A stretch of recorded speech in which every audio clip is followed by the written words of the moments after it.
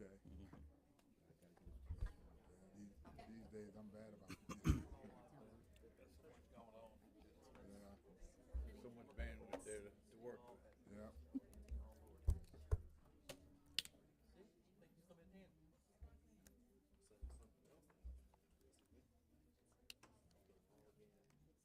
It's hot in here.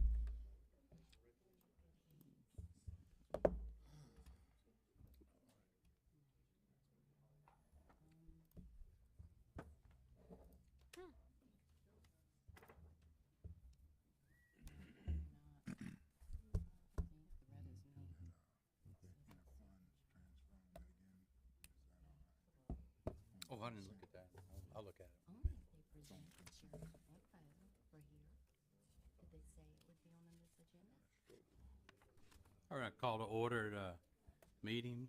This is the November 19th, 2024 City, Bay St. Louis City Council meeting. If, Mr. Reed, would you lead us in a prayer and pledge? Just stand, let's pray this evening. Let's pray. Our Father, who art in heaven, hallowed be thy name. Thy kingdom come, thy will be done, on earth as it is in heaven. Give us this day our daily bread, and forgive us our trespasses, as we forgive those who trespass against us. And lead us not into temptation, but deliver us from evil. For thine is the kingdom and the power and the glory forever and ever. Amen. Now, Father, as we stand today, we're asking just that you will continue to watch over our city as we always do. And Father, that you would grant us the wisdom and knowledge and the understanding as leaders of your city to lead your city in the right direction, making the right decisions. And then we want to express our gratitude for you being the Lord and God over our city and keeping us safe and secure and just making us the city that you've allowed us to become. We're thanking you for that in the name of your Son, Jesus. Amen. I pledge allegiance to the flag of the United States of America and to the republic for which it stands, one nation, under God, indivisible, with liberty and justice for all. Okay, does anybody see any changes to this agenda? Do we need to amend anything? I need to add a resolution to send to the county to trim the roadways back in Ward 6. And when you wanna have this, council business? Council, yes, Okay. sir. Yeah. Anybody else? Okay, agenda is accepted as amended. Let's see, November 30th, Christmas Day in the Bay, that's always a fun festival, and that's coming up really soon. And December 14th is the Santa Stroll. Today, with great pleasure, we got the OLA volleyball team and the Golf State Championships teams. Mike, do you have a resolution you'd like to read? I do. Oh, yes, sir.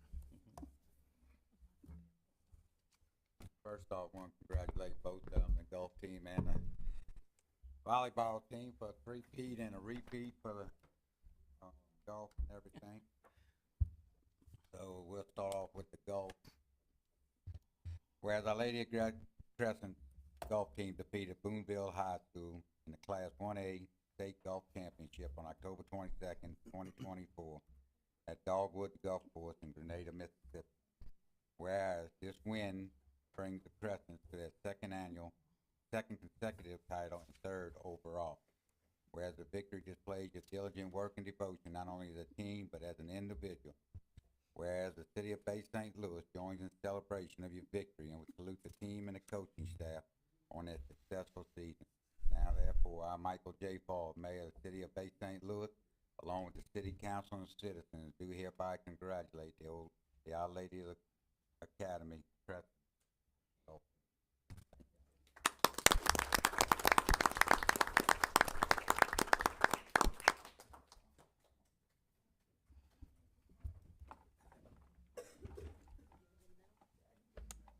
Who hit a hole in one? Gab.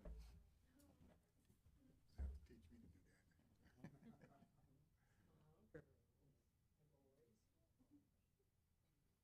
that.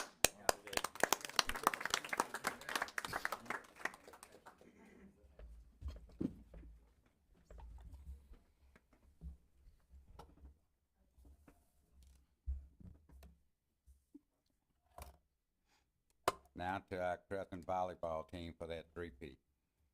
Whereas the win for the Our Lady of Crescent brings them their 17th overall title, making them the most team titles won in a single sport in Mississippi State High School Association history. Congratulations on that achievement. And again, this victory displays your diligent work and devotion, not only as a team, but as an individual. And whereas the city of Bay St. Louis joins in celebration of your victory, and we salute the team and the coaching staff for their successful season. Now therefore, I, Michael J. Paul, Mayor of the city of Bay St. Louis, along with the city council and citizens, do hereby congratulate the Our Lady Academy Crescent volleyball team for a three-peat in the state of Mississippi. Congratulations.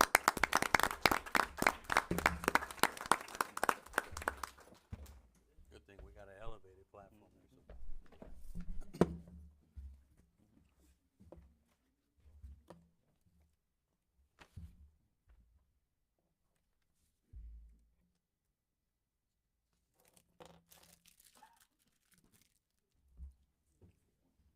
Gene, you want to give special congratulations to your daughter there?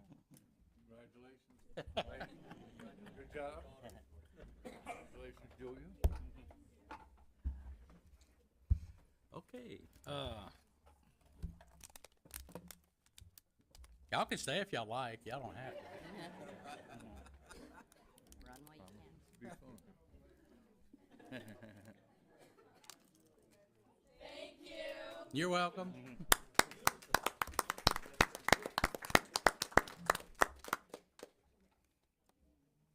Where's Emily? Emily, where's Emily?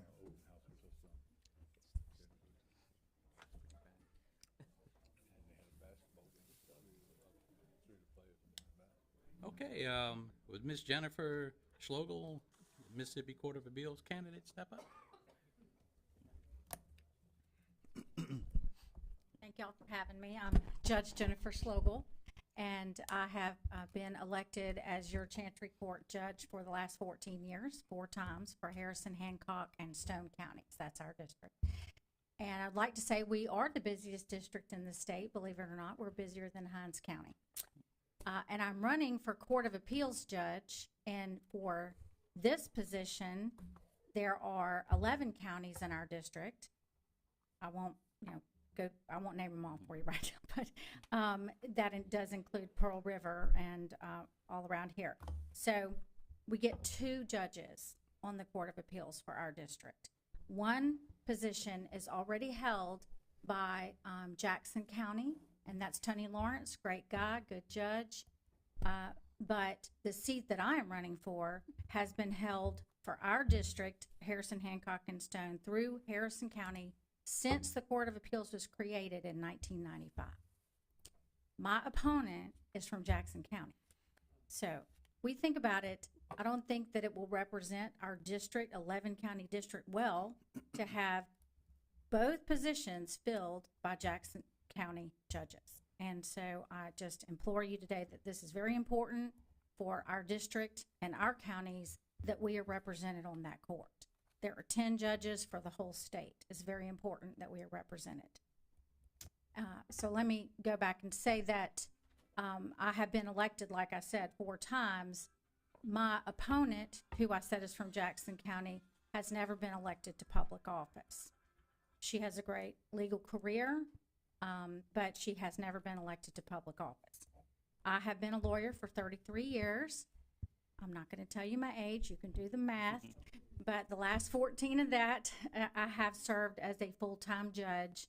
And just to explain the difference there is that when you are elected as a full-time trial court judge like myself, you cannot practice law anymore, not while you're in that position. So my opponent, on the other hand, is a practicing attorney, but she serves only 3 years as a part-time municipal judge in Goshen.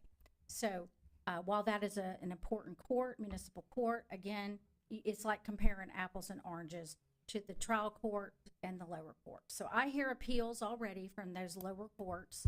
Chancery and Circuit hear those appeals from county and municipal. And then it's the Chancery and Circuit cases that go to the Court of Appeals and the Supreme Court. So I already hear appeals. I already have that experience. I have the experience of being a judge elected for the last 14 years. It's judicial experience that makes a difference when you're running for judge of Court of Appeals. And so I'd like for everyone to keep that in mind. This is a very important position. A lot of important decisions get made there, even though people are not always aware of what is going on. So we have this runoff 1 week from today. I realize that there's nothing else on the ballot, don't have the president, anything like that on the ballot anymore, but it is extremely important for everyone to vote. And so I am here making an effort. I'll be at 4 city council meetings today. I was at 3 board of supervisors, 1 city council meeting yesterday. Tomorrow looks just like today, and the next day, and the next day, until I can get as many, I'm trying to reach as many people as possible. So I just would respectfully and humbly ask for your vote. Please vote on Tuesday next week. Thank you. And I wanted to say that, just in case you didn't know, a little bit of my background too, that of course I'm from the coast. My family has been here for 5 generations, but I'm from Gulfport. But my decisions on appeal have been upheld 32 of 33 times. So I have a very sound record of making good legal decisions. No reason why that should change. I have been tested, sorely tested as a judge, and I have been put under a lot of political pressure, and I have withstood that. And my goal is really just to make the right decision and serve the public. I want to serve in a greater capacity than I serve now, but I will continue to serve our district. Any questions? No. All right. Thank you all. Well, good luck, and Appreciate it. everybody remember Thank to you. vote next Tuesday. Thank you. Yes, thank you. Miss Jennifer, are you getting ready to leave? You were. Well, I'll speak to you outside. Okay. I'm going to go to Diamond. Yeah, they start at 6. Okay, minutes approval. Motion to approve minutes from the November 5th, 2024 meeting. Do we have a motion? Motion. Motion by Councilman Hoffman to Second. approve. Second. Second by Councilman DeSalvo. Any discussion? Vote the motion. Aye. Aye. Aye. Motion carries 5-0. Motion to approve minutes for November 6th, 2024 recessed meeting. Motion. Motion Councilman Hoffman. Second. Second Councilman DeSalvo. Any discussion? Vote motion. Aye. Aye. Aye. Motion carries 5-0. Planning and zoning. Motion to follow planning and zoning's recommendation to approve the application for variance to the zoning ordinance submitted by John Griffin, requesting a variance of 10 feet resulting in a 15-foot setback for the front yard to construct an uncovered front porch located at 3222 15th Street, parcel number 138C Charles -0-47-199.002. Motion carried. Plan and zoning 6-0. Any discussion? Just a point of clarification, so the house is already constructed, so is the actual porch also already constructed? No, I think they're building on the back. They're building out, okay, so Yes, it's, sir. Yes. okay, so it's not a new build. No, the house is already presently there. I make a motion to follow P and Z's recommendation and approve. Okay, we got a motion to approve plan and zoning's recommendation by Councilman DeSalvo. We have a second. Second. Second by Councilman Hoffman. Any more discussion? Vote the motion. Aye. Aye. Aye. Aye. Motion carries 5-0. Next one. Let's see. Okay. Motion to follow planning and zoning's recommendation to approve the application for variance to the zoning ordinance submitted by Tommy Higgins, requesting a variance of 10 feet resulting in a 15-foot setback to the front yard, add an addition to the dwelling located at 334 Gladstone Street, and that's parcel number 137 Paul -1-35-006.004. Motion carried 7-0 through planning and zoning. Have any discussion? No, I'll entertain a motion to approve. Motion to follow P and Z's recommendation and approve. Got a motion to recommend an approval by Councilman DeSalvo. Got a second? Second by Councilman Davis. Any discussion? No? Vote to motion. Aye. Aye. Aye. Aye, motion carries 5-0. Last one, motion to follow planning and zoning's recommendation and approve the application for special exception to the zoning ordinance submitted by Donald Robinson to construct a pergola slash accessory structure on a lot without a primary dwelling located at 214 Thomas Street. That's parcel 144 N Nora dash 0 dash 19 dash 040.000. Planning and zoning recommends approval 7-0. Any discussion? Yeah, just for clarification, so the necessity of this is because they're unable, based on the tax rolls, it's combined because it's one of the properties sits in a subdivision, is that correct? Yeah, so if you're in two different subdivisions, Yeah. you cannot make a Joint single lot. tax parcel. Okay. So, again, you know, and I understand I think there's a couple letters here as well from the property owners, but the intention would be because of that discrepancy and not able because of the subdivisions, there'd be no intention. I mean, it sits right in proximity to that current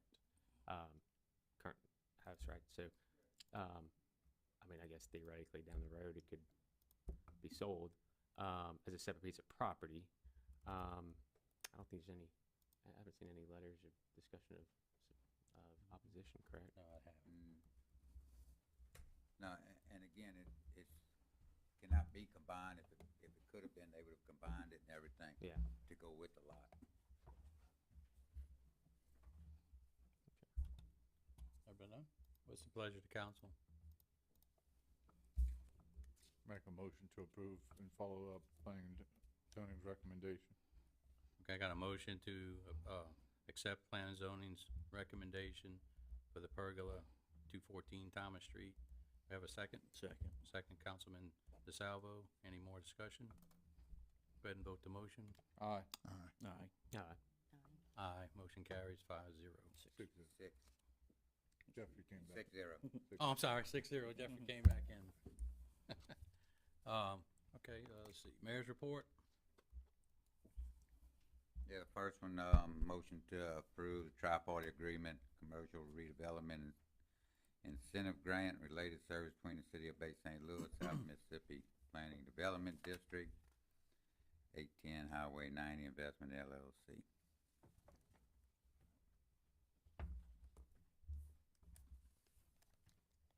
Mr. DeSalvo, are you abstaining, I'm gonna accuse myself. recusing yourself? Okay.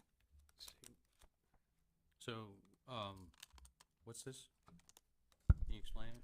This is the Driftwood Hotel that Okay. was converted from, I think it was Econo Inn, which is blighted property. It had a history of crime and other stuff. The owners came in, purchased it, invested in it. And now, a couple of weeks ago, we approved the agreement between the city and SMPDD to be able to offer this incentive. Stephen's here as well from SMPDD, can speak more to it. Okay. Do you want to come up? Please state your name and address. Stephen O'Mara, 10441 Corporate Drive, Gulfport. Work for Southern Mississippi Planning and Development District.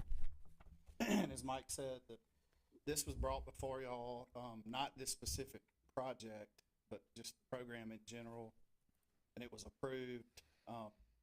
The incentive comes from a rebate of the city's diversion of the 7% sales tax that's generated by the property. So this is a true reimbursement program.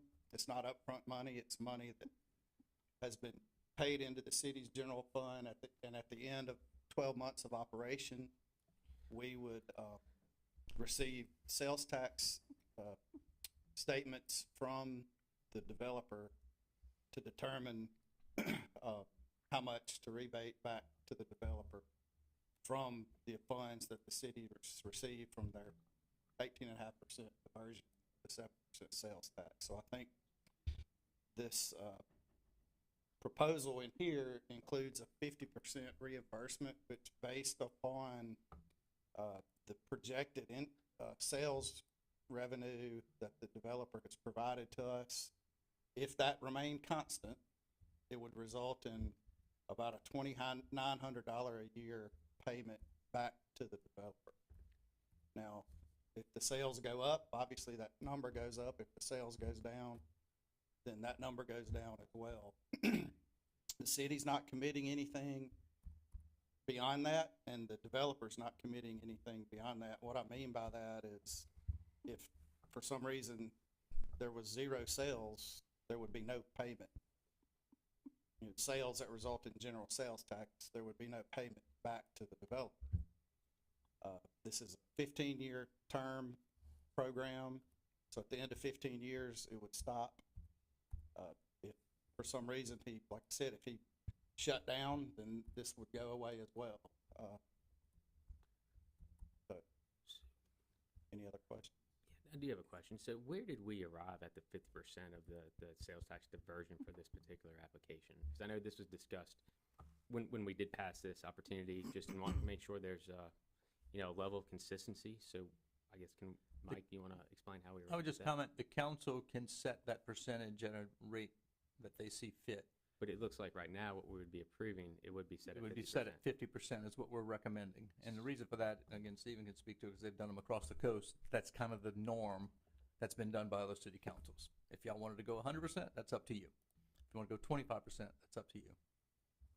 And so there's a projection of revenue, correct? And so at that 12-month period, then it'll be determined. Again, this is for 15 years. I just want to make sure we see a level of consistency. Are we taking in a determination of, this was discussed at the meeting, but prior to this, of what the level of investment was for that area, obviously what the sales tax generated was prior. We know less what is projected.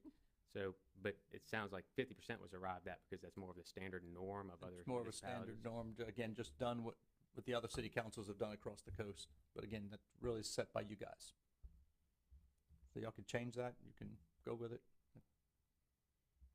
I don't Again, know. but I think they projected 460,000 in annual revenues, so annual sales, and the formula of that literally comes back to about $2,900 a year at 50%. Plus, we'll see an increase in the ad valorem tax on it as well for the value of it compared to now to what it was before the, you know. Do we have an estimate of what their investment was? Yeah, that's what I think when we dispose, there's a tiered system in terms Right. of level of So- investment and what they put in and justifying a higher or less. Yeah. Well, where that comes into play is there's a cap for the full 15 years It- of 1/3 of the total project cost. But I mean, you'd have to get some pretty high sales numbers to even get close to 1/3 over 15 years. So the developer still owes me the information on that total project cost, but from our perspective, it's kind of different than what you're saying. But from our perspective, that's just a way to gauge the max that can be paid out over a 15-year term. That project cost to us as program administrators doesn't have any bearing on the percentage reimbursement. If that makes sense to you, but Yeah, I just want an objective, tangible rationale for if we do it for one, and I know we've discussed in the last meeting, and I guess this would be a question for you. I mean, if we were to go 50% here and there's another investment and it goes higher, I mean, do we have something to, I don't want to have any liability that we're selectively choosing a higher percentage for one entity over the other. You're not gonna have any liability for that. This is a project by project decision that you guys make. And what was that number, Mike? Did we have that anywhere? You said that was the projection of the sales tax for the next fiscal year would be roughly 400 That was in the application. in the application. Was their kind of projected revenue, and that's held constant on their kind of spreadsheet that they put together and kind of came up with that number of 2,900. yeah, but again, that's not what we would base that payment on. We would base it on true figures that we received for the prior 12-month calendar. Correct, yeah. 460 is on the first page of their application. Correct. And the city reimburses them? Correct, because the city has taken in the 18.5% diversion for the prior 12 months into the general fund. And then you're saying you're gonna take 50% of what's been paid into the general fund, and reimburse it back to the developer. So SMBDD, after they do their annual calculation, will basically send us a bill that says, hey, the calculation's $2,900, that's what we owe. And then it would go through docket and same kind of process. And what property is this here? I see it's Dole. 810. The old hotel, Driftwood Hotel. Okay. have we done this for any other in the city? This is the Or first is this time. the Yeah, first just one? appro- First just of this, approved the the program. hotel up there, you know, the Pearl, we did something based on similar to this, you know. That was, Those are that's tourism. what, No, that was a that different. was different. That's the Different impact. That's program, different, but similar still same, concept. similar concept of that, Similar sales you know, tax rebate program. and theirs goes directly to them. We don't see it and have to reimburse that. And it's the same concept. Yeah, that program just goes through DFA, and it's got a pretty significant cap on or minimum on investment. Yeah, So what we're saying is that they're paying sales taxes. We get the sales taxes, but we're gonna reimburse them 50% of what they paid. Is that, The concept, yes. What you generated. Once a that, year. that we receive, 15%, that 18%, 50% they of would get 18. 9% of it back. okay. And a city can't directly incentivize a private business owner or private developer, so that's where we come into play. That there's a statute that reads a city can divert funds to a planning of a development district and then direct to us. That's what we do. And how long is this for? 15 years. Now that's negotiable as well. Y'all could go less than that. You just can't go more than 15. And isn't it the amount as well, percentage of the, The percentage Capped of at the 1/3. investment, yes, 1/3 of the, whichever comes first? Correct. they can never get more than So, 1/3 of their right, investment back. so if it really takes off, does very well, then it would be a shorter period of time, hopefully, you know, to get that third. How much is their total investment in the property? That, we don't That's know what he's that still yet. waiting on. It's information that's still, Well, can we wait, can we hold off on this until we get all the information before I'd like to see all that information before, we vote on this. I mean, there's no time frame on this. no, I mean, that's y'all's prerogative. to do. Yeah, I'd like to see all the numbers before we start granting, tax abatements or. Yeah, and I So, think that was part of what was Can I discussed. ask another question? All right, so it was a blighted property. All right, y'all went in and improved it. So it increases the ad valorem taxes. Correct, We as the city make our money on the ad valorem taxes. correct. All right, so, Plus half the sales tax or whatever amount we choose. to right, keep. so we're going to, we're gonna come out making money. We're not gonna lose, okay? When No. you've Gonna also- lose half of 18%. and the So are incent- they planning on doing an ad valorem abatement on top of this I haven't No. heard No that. discussion on that. No, they that- would have had to, absolutely they not. would have had to Not do brought that up. already. Yeah. through the county? There's been no talk about that. Or through you guys, but they didn't request that.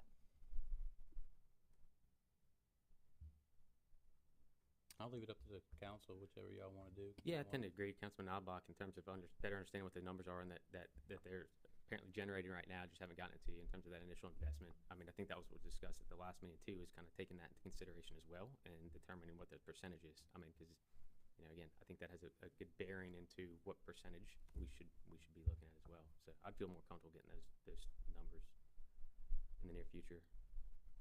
Yeah, can you come back next meeting or something? You think they'd have them ready, Mike, or? I don't know. I mean, the people aren't even here, so.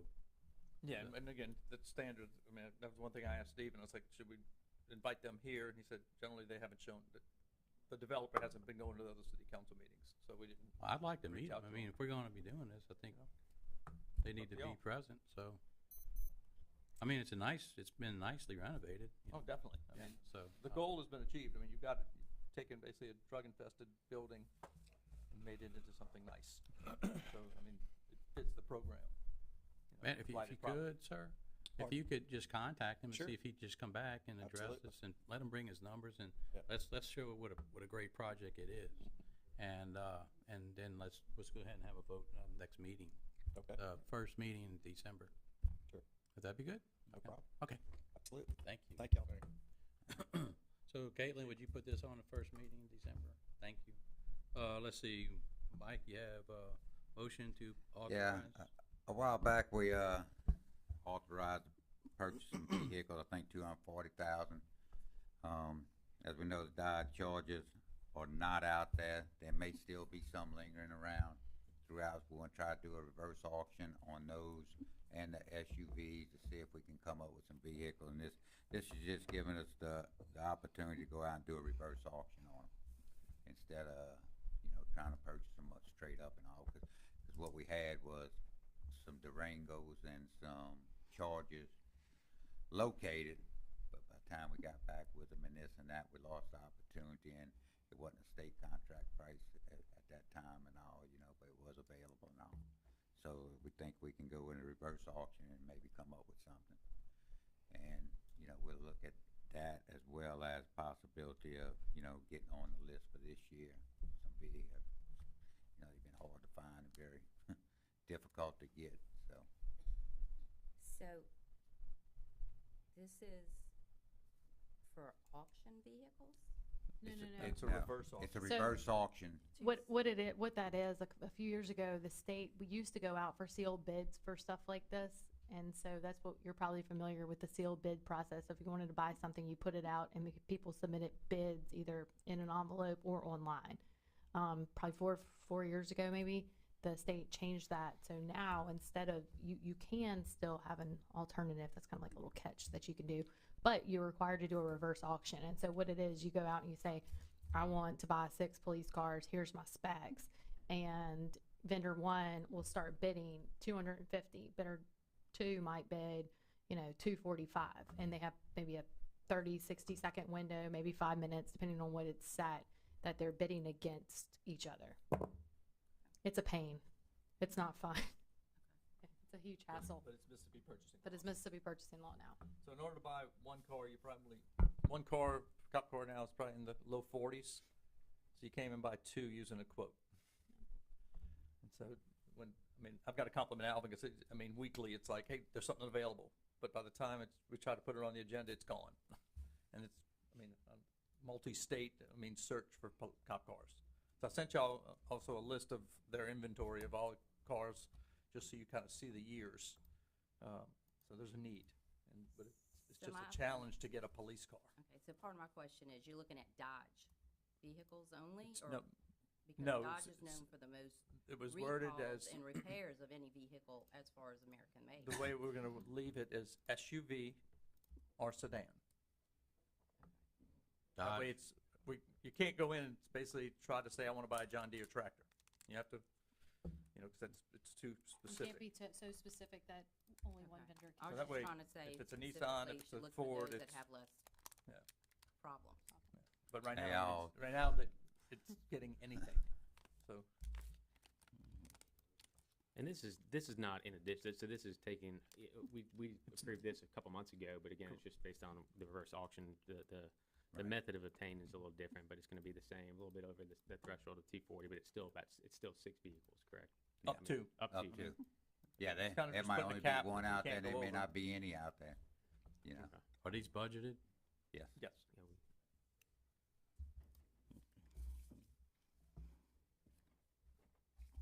Okay, I mean, Yep. anybody got any more questions? I'll make a motion to approve. The Councilman DeSalvo makes a motion to approve the, authorize the administration to purchase up to 6 police pursuit vehicles as sedan or SUV using reverse auction not to exceed $250,000, and to authorize administration to get quotes for lease purchase for the same. Second. Second by Councilman Hoffman. Any more discussion?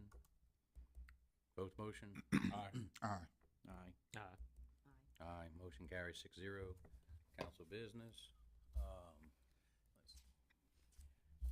Yeah, the only other thing I had, and it's not business or anything, it's just an update from the last meeting on the 2 noise complaints we had, one from South Beach, one from Demotlas. And in the report we had from Demotlas and Street at the time when the report was passed out and everything, we didn't have anything on from that residence or in that neighborhood. After the meeting, got with the chief there, they went back and found and everything, and the call, it didn't show, you know, it was never, you know, it came in, I think it was 157, and never was dispatched out to the officer. I think they may have contacted the officer, and they was already shut it down and everything. So that's the reason it didn't show up on the reports that we had. Since then, the chief has got with dispatchers up there, I think, and everything, and they now have a signal 29M, which will come back as a loud music complaint of any type from anywhere, and they'll be able to punch that in, and it will show up instead of having, you know, put in music or loud noise or different types of things. it'll be all coded to that 29M, which when they do the, when they do the, want to look it up and see how many complaints they got, they'll all come up under this here and all. So that should help in the future as well, trying to trace complaints and everything. And I do have the report from the 2 officers that went to the South Beach home. I can give y'all, if y'all want that, and all, to show exactly what happened there with some of the things being said that, at the last meeting. Okay, that's, So quick question, Mayor. So on that though, the complaint doesn't trigger, does that trigger that, so you said shutting down is about 157. It's not a system where you have to complain in order to ensure that it's compliant with what No. the ordinance is, right? No. Okay. Does someone have to complain? Is that what- Meaning if there's, based on the ordinance, if there's outdoor amplified music after 10 PM, Right. it's not a complaint that triggers us going and No, it addressing it. should be done way before that. And that's being done now? Yes. They went inside 2 weeks. I think we had a problem that Friday night with one of the establishments that got loud. They was asked to turn it down and all. My understanding last weekend, I think the chief looked at, we didn't have any call-ins, everything. They brought the speakers and all inside. I don't know, between 10 and 11, all of them was inside and everything, but some of them, it does come out into the street and all, so. yeah, I passed by about 1 o'clock in the morning on Friday, I'm sorry, and it was extremely loud out there. And but I did talk to a number of citizens, some on Carroll, some on Demopolis, and I had one person on Carroll, well, actually 2, where they paid almost $15,000 in soundproofing their house, and then the one across the street did a similar thing, soundproofing their house, putting up plexiglass panels to help stem the noise. But they told me the worst is on Demopolis, and that they felt that a lot of the noise bounces around on Demopolis a good bit. They said they just felt bad for them, and so if the noise is bad, do you need a complaint to go ahead and tell them to turn it down? No, the officer's been made aware. Chief can speak on that, any questions you have, answer that. They've made aware, that the ordinance is there, make sure everything's in, and pay attention to the loudness, just because it's inside doesn't mean it can blare out in the roads, down the road, and this and that, so they're aware of it. They've had meetings about it. We met after the last meeting and all, so just getting them, be aware of the surrounding noises on both sides, the buildings out front, everything. Can Chief, do you mind just enlighten us what the directives are to the officers, just so for our better understanding and compliance with the ordinance? And congratulations. Alvin Kingston, currently interim chief, so I thank you all for that. So the noise, you want to know how we respond to them? These noise complaints or just loud noise in general? Well, that, and then also what's currently in the ordinance, and that anything that's live or amplified after 10 needs to move indoors. So anytime there's music that's coming from anywhere and it's creating a disturbance, the officers can take the initiative to go make contact with whoever's creating that noise and ask for the turn it down. Okay, so, because based on established on the last meeting is that, and it was established that there's speakers still outside, and it's in defiance of the current ordinance. So Yeah. how are we handling that and going forward in terms of that music being blared? with Yeah, so speakers from I've gotten outside? some of those complaints in myself. I've reached out to the sergeant that was downtown at the time, and he even replied to me a couple times that it was quiet as a Monday afternoon. So I think sometimes we're dealing with music that's being played from vehicles that's running around. Sometimes it moves. You can call it ghost noise or whatever it may be, phantom noise. But coming from the officers, they say that with the music turned inside and the amplified music inside and whatnot, it's decreasing the outdoor noise. That wasn't how it was on Friday. I'm sorry. Said it. Oh. Sunday morning, 1:30. Miss Davis's daughter just. Wait, hold on, Tad. Well, you asked me, and I'm telling you. Yeah, okay, now. I'll call you up in a second. Sorry. Yeah, so I checked calls for service for any kind of noise complaints for Friday night, Saturday night, specifically this weekend. We didn't have any run through dispatch. But what they were explaining earlier is currently we have Caliber RMS where you can do a lot of searching. And these things come out as what's called signal 29 or a disturbance. But that can be a disturbance of anything. It could be people yelling, it could be an argument, it can be a fight, it could be loud music, it could be a loud car, construction work, it could be a lot of different things. So searching loud music is kind of tough to keep track of. So what we've done with Well, dispatch. yeah, just not to interrupt you, I'm sorry, but I was a police officer for 12 years in the city of Fort Worth, Texas. Yeah. And we were told by our chief and lieutenants, captains, deputy chiefs that, you know, take initiative. If something's a problem, take care of it. And it was a lot of loud noise down in the downtown area, which was considered Cowtown, the old town of Fort Worth. And it was pretty loud, but the bars were required to soundproof the inside of the establishment, so a minimum of noise came out of it. What I see on just driving by the weekend before last also is that there's no effort for the establishment owners to try to contain the noise. That if they took a little initiative on their part, we wouldn't be here today. And if they decide to, you know, it's there, you know, if they go ahead and build something that requires open air because it's hot, then they're gonna have to cool it down. But the windows are wide open, the noise is going out there. It's not car noise. I'm sure it is an occasional one. But I mean, if the officers are allowed to take initiative on their own, you know, before you start getting a bunch of complaints, that would probably help the situation. Yeah, so to continue what I was saying is when officers take initiative, they will log that with dispatch. Okay. And they will log a 29M music complaint when they take the initiative. So recently when they go and they say, hey, look, can you turn your music down or can you turn your speakers in? They just call it out at 29. They say, start me a CAD 29. But again, that could be a lot of different things. So when you're searching it, it becomes difficult.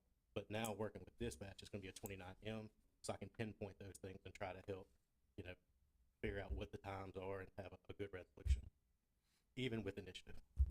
And just to clarify for the audience, when you say searching, you're talking about searching the computer for the loud Our report, records not management searching system. for the noise Right. downtown. Correct. Okay. Yeah. All right. Just want to make that clear. Okay. So you do search for the noise downtown. Yeah.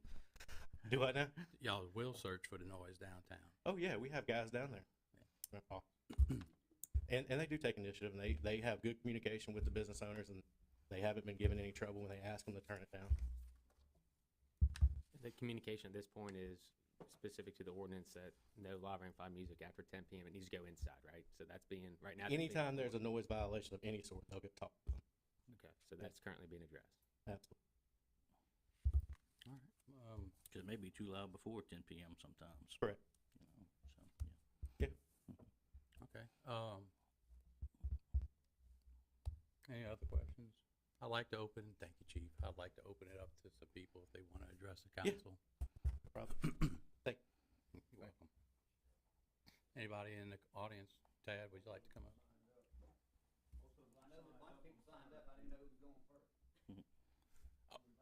Well, you were the loudest one back there. Tad Black, 211 7th Street. My fiance Dixie Lee Davis, I presented that she had complained, and it's funny, it is really funny to me, that until I picked up this information and went and asked for it last week at the 911, because for months the mayor says, I hadn't had any complaints. And I didn't have to jump through hoops to get it, but I was told that the attorney for 911 had to approve Miss Davis of getting this information. And apparently she did. But what confuses me is the attorney for the 911 is also your city attorney. So I don't know why that the mayor wasn't getting this kind of information, or the police department, but I want to pass you a copy of it. And I want you to read on the bottom. On the bottom.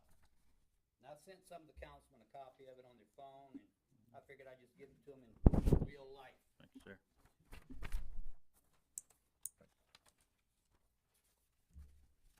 So this call came in on October 27th. October 27th at 1:57.58 seconds. Right? Music from bars downtown too loud, can't sleep. Complaint hung up before I could get the name. They apparently has badge number 25 about call. I would imagine it's badge number 25 about call. Badge number 25 advised that the bars are closing in 2 minutes. B25 advised she could go to the station and make a report. So you're asking one of Mr. Hoffman's constituent to get up on a Sunday morning at 2 o'clock and get dressed and go down to file a report. Now, that doesn't seem fair, but Ms. Davis has told me the next time that it does happen, she will get up, she will get dressed, and she will go to the police department and file a report. Now, I know there's other people that made complaints, and I don't know why that the mayor and the police department have not received these complaints, because they're there under the 911. They gave us another number to call, because you hate to call 911 when it's really not an emergency. So they gave you another number. Now, I don't know if that other is recorded or not, because I would hope so. But as far as Ms. Davis is concerned, she'll call the 911 because it's recorded. Okay, and y'all have a copy of it. So it's just real funny that the mayor decided to go out in the last week and say, oh yeah, we did have one from Demolition Street, when 2 or 3 weeks ago he was denying anybody had complained, which No. Ms. Davis felt like somebody was calling her a liar. And I said in this room right here, I dare anybody to call her a liar, because she was not lying. And then again, her daughter flew in from Hawaii over a 12-hour flight Friday. She was woke up at 1:30 Sunday morning by music. Now, she didn't understand what was going on, so she put her flight plugs in her ears and went back to sleep. And Miss Davis said, I wish you'd have woken me up because I went to the police department and called. So now I'm going to ask this council right now to forget about that 11 o'clock thing, because I don't even know if you're doing it legal. Got to go through a public hearing and all that, but anyway, that's y'all's business. But I would ask everybody on this council right now, tonight, forget about that 11 o'clock, because they're pushing 10 o'clock to 2 o'clock as it is. So why do we want them to just, oh, we only let them push it 3 hours instead of 4? Well, I tell you what, there are some residents that are really getting upset about this happening. And it happens, and it's only really one contributor to the majority of it. Just one is going to ruin it for the rest of them. And it seemed like when they attended the meeting a couple weeks ago, they just kind of like blatantly just, I'll show you. We're not going to turn it down. They're advertising on Facebook, band Saturday night from 6 to 10, and at 10 p.m. the DJ starts. Now, there you go. So they're going to do it regardless of it's 11 o'clock, 10 o'clock. Now, I'm hearing now that they're going to start enforcing that. And I'm willing to wait and see. And I think Ms. Davis will be willing to wait and see. And I'm sure some of these other people that are sitting here about this problem will wait and see. But if it doesn't go away, then we're going to come back. I will. I'm not going away. I appreciate your attention. Thank you. Thank you, Dad. Do we have a list? I'm sorry. Yeah, let me go down the list, because. Okay, Kevin, you're the first one. Well, just going back quick. Oh, there's a Kevin lot- there's- Cardamone, I 313 think everybody signed Valentine. up. Just going back to Go ahead and state your name again and your, Kevin Cardamone, And keep it to- 313 Valentine. keep it to just the noise, and you got 3 Yeah, minutes. just to the noise. Yeah, in the ordinance, I don't know what the ordinance states, but according to what I'm hearing, it's just for music. Why not add DJs? But they provide a lot of noise too. It includes live It or does. amplified music. Oh, which okay. would- I didn't know if it Mhm. included the DJ. Yeah, so that's Actually- it'd be included in. Actually, 22-7173, noise is interfering with enjoyment of property or public peace and comfort prohibited. So it says, no person shall make or cause to be made in the city any loud or raucous music, raucous noise, which one offends the ordinary sensibilities of the inhabitants of the city, renders the enjoyment of life or property uncomfortable, and interferes with public peace and comfort, or contains or utilizes obscene, vulgar, lewd, or offensive language which is produced, reproduced, or amplified by sound equipment. That's Okay, that section. thank you. Okay. Now, I'm on the, are you going to that list that was out there? Yes, I'd like to bring Ms. Monty up, I think. Okay. I was first on the list, but if somebody wants to go ahead. No, you just spoke. Okay. So, Yeah, I'm back again. oh, I'm sorry, here it is. Ronnie Robertson.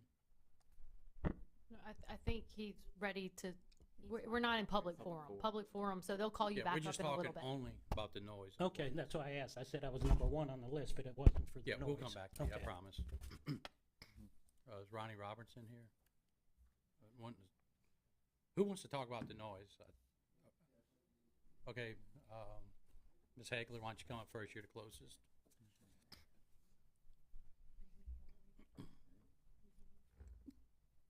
Ann Hager, 126 DeMontlazen. I just want to go on the record saying that I'm opposed to the 11 o'clock. I hear music in my home now, and they don't stop at 10. Sometimes they go a little over, but generally they do stop around 10. But I don't need to be hearing music in my house until 11 o'clock. I know I'm the exception. I live 3 doors down from a bar. Most people here don't live that close to a bar. And I'm the exception, and I understand that. But I think it's a give and take. And I have gotten a lot of abuse in the past, which I have not appreciated. And I hope sincerely that you don't extend it to 11 o'clock. I thank you. Thank you, Ms. Hager. Who's next? Who raised their hand? Oh, Ms. Wilson. Thank you. Ann Wilson, 217 Union Street. And I wasn't here for the November 6th meeting, but I did watch the entire thing this morning. And I also downloaded and printed out and read through the ordinance. So what I see is that you have a very good workable ordinance. What you don't have is a very good workable enforcement of the ordinance. And one should not have to call in to file a complaint. That should be identified by someone in the city, either the police or code enforcement. And if you know most of the problem is going to be on the weekend and at night, then people should be assigned to know the ordinance and also enforce the ordinance. And don't wait until there's problems and going past the time or noise levels that you can't live with. Also, it seemed that the bar owners didn't know what the ordinance said, and they should be a means where the city communicates through giving them the ordinance and explaining the ordinance to them and the key points where people are not complying with the ordinance. Because someone complained about the vulgar language of the DJ. Well, there, you read it. You have something in the ordinance that says you cannot say those things and you cannot have that kind of language. So those bar owners need to convey that to the people they hire to either sing or to be DJs, that we're not going to allow that type of language in our community. Thank you. Thank you, Ms. Wilson. Would you like to come up?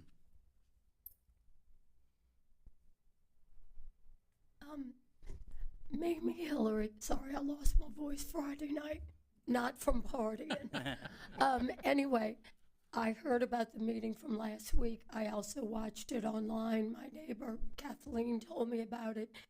And I live at 414 South Beach Boulevard, which is not right next door to a bar. And I'm shocked that I can hear the music, or I should say, I wish I could hear the actual music. All you hear is the boom, boom, booms and the vibration repercussions. I don't know what it's called. I don't know how it goes all the way from the bars past Stanislaus to get to me. But I rarely go to bed before midnight hardly ever. And my complaints have always been 1 o'clock, 1:30, and that's it. I'm like, this is ridiculous. That's not even close to 10. So when I heard 10 to 11, I thought that was ironic because nobody's, or whoever is the offender is not listening to the 10 o'clock. But I was surprised that no one seemed to know who is the offending bar, because I don't want to get them all in trouble. I don't want to be calling every weekend, but if that's what it takes, I will. Thank So- you. And not 911, I'll call the non-emergency 911. Thank you. Ms. Monty?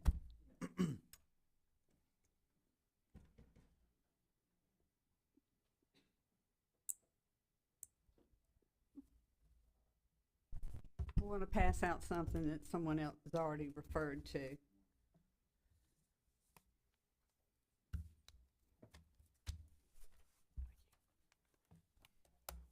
Thank you. Thank you.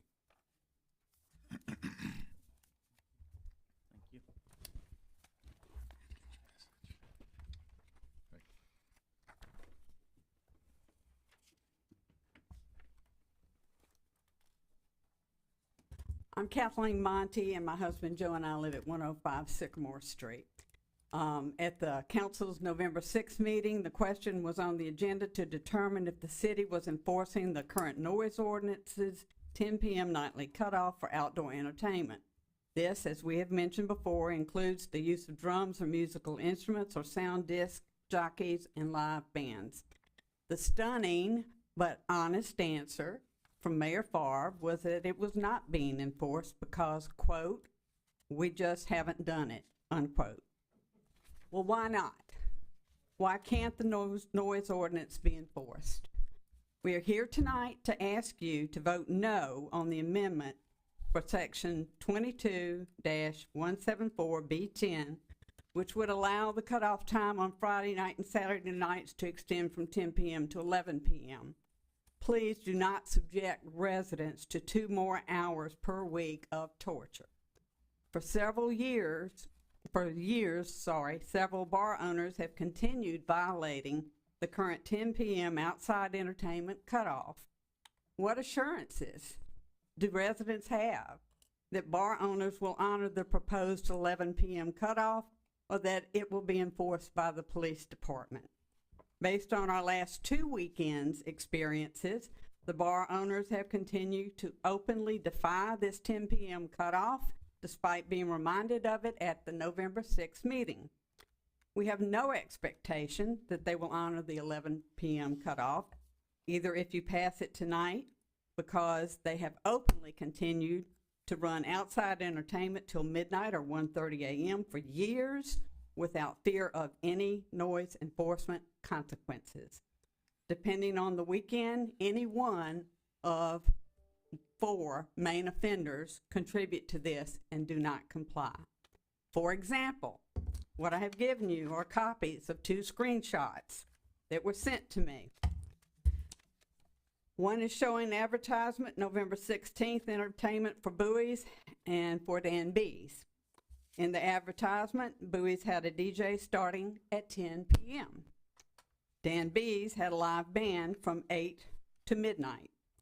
Both businesses were playing excessively loud, amplified music on Saturday night outside past the ordinance's 10 p.m. cutoff. I know this because I videoed it. I sent the mayor a copy of the video, actually 2 videos. I sent Reverend Reed 1 video because I was not able to reach him by phone or text.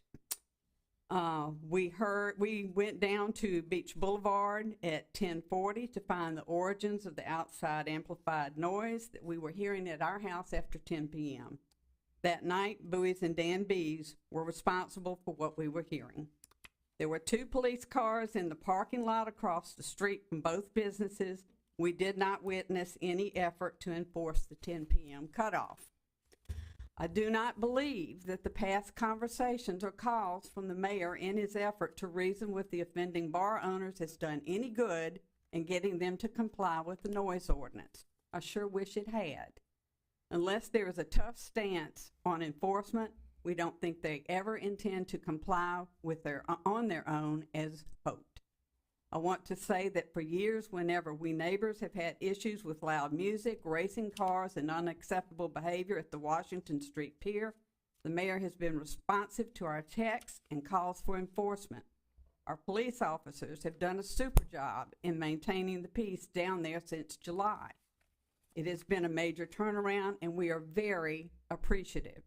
So why can't there be enforcement of the noise issues with the bars? We have a right to an environment free of excessive noise and sound. We have a right to a peaceful night's sleep.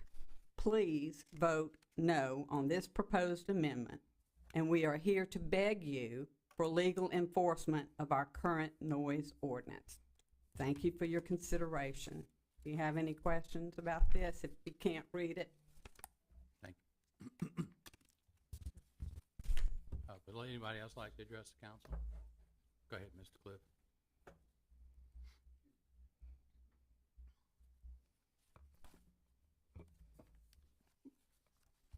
Cliff Ravelay, 702 3rd Street. I had signed up, so you can take me off the sign-up sheet, but this is what I can talk about. In our prayer this evening, that Reverend Reed so graciously led us in, made a comment about the city we have become. Let's expand that to say the city that we are, the city we have become, and the city we are going to be. Bay St. Louis developed a reputation for being a really nice, quiet, sleepy little beachside town, bayside, waterfront town. People like to come here, they can visit. They came here, they bought second homes, they've retired here. Your primary residents are not you long-term residents. I'm not a long-term resident. I didn't grow up here. We came to a quiet little beach town. The growth in Bay St. Louis has been two-pronged. We've had the retirees and the second homes that I just talked about, and then we had the economic growth. This isn't the first time I mentioned this. We are now the new Fat City. How many of you guys remember Fat City from, what was it, Metairie? Yes. You gotta be at least my age to remember it. Kenny Benton, Southside. There you go. And we all know that doesn't exist anymore. It got to where nobody wanted to go there anymore. Well, let's don't go there. All right, most of the city council here are long-term residents. Y'all provide the long-term direction for what this city is and what it will go to and what it will become. We have residents that want it to be the nice place to live versus the higher tax revenues from extended bar hours. Guys, they're not gonna sell less booze because they moved they turned the noise down. They moved the noise in at 10 o'clock. It is not going to change their revenues. It is not going to affect your tax revenue. So if anybody says that, well, we can leave the bar because they don't play the music loud enough at 10 o'clock, that's manure. What incentives do the citizens, the residents of Bay St. Louis have to allow bands to continue to play loud music later than 10 o'clock? What incentive is there for someone who lives here to allow that? The only people who want that are the ones who come out here and spend their tourist money, which we like, but they're not gonna quit spending at 10 o'clock if we turn the bands down. The disturbing the peace is more than just the decibel level at the bar. Now, the next question, and I've gotten this because I'm not in the business anymore, but you know, a lot of people have vacation rentals. That's our tourists, that's our business. We're gonna allow vacation rentals to have loud noise at 10 o'clock too? I mean, that's revenue, right? I don't think so, guys. When I had that business, we didn't. Absolutely not. So, enforcement, was already been told. And I'm gonna hurt somebody's feelings, I'm sure, but we don't enforce speed limits, so what we do is we put stop signs everywhere. You can't drive down Old Spanish Trail like you could 10 years ago because we got stop signs because we don't enforce the speed limit. Reverend Reed, in your area, Washington Street, we got one on a cul-de-sac. Why? There's no cross traffic because we don't enforce the speed limit. So we put up stop signs. We take dumb measures Well, let's don't take dumb measures on how we're gonna have this continue to be the nice place to live that you guys grew up with, that the people who are moving here want. And it's not gonna shut down their revenues. Making things inconvenient for residents because we have a few people that wanna violate the rules is what we got here. I leave it to you guys. You know what to do. I know you do. Thank you, gentlemen. Thank you. Anybody?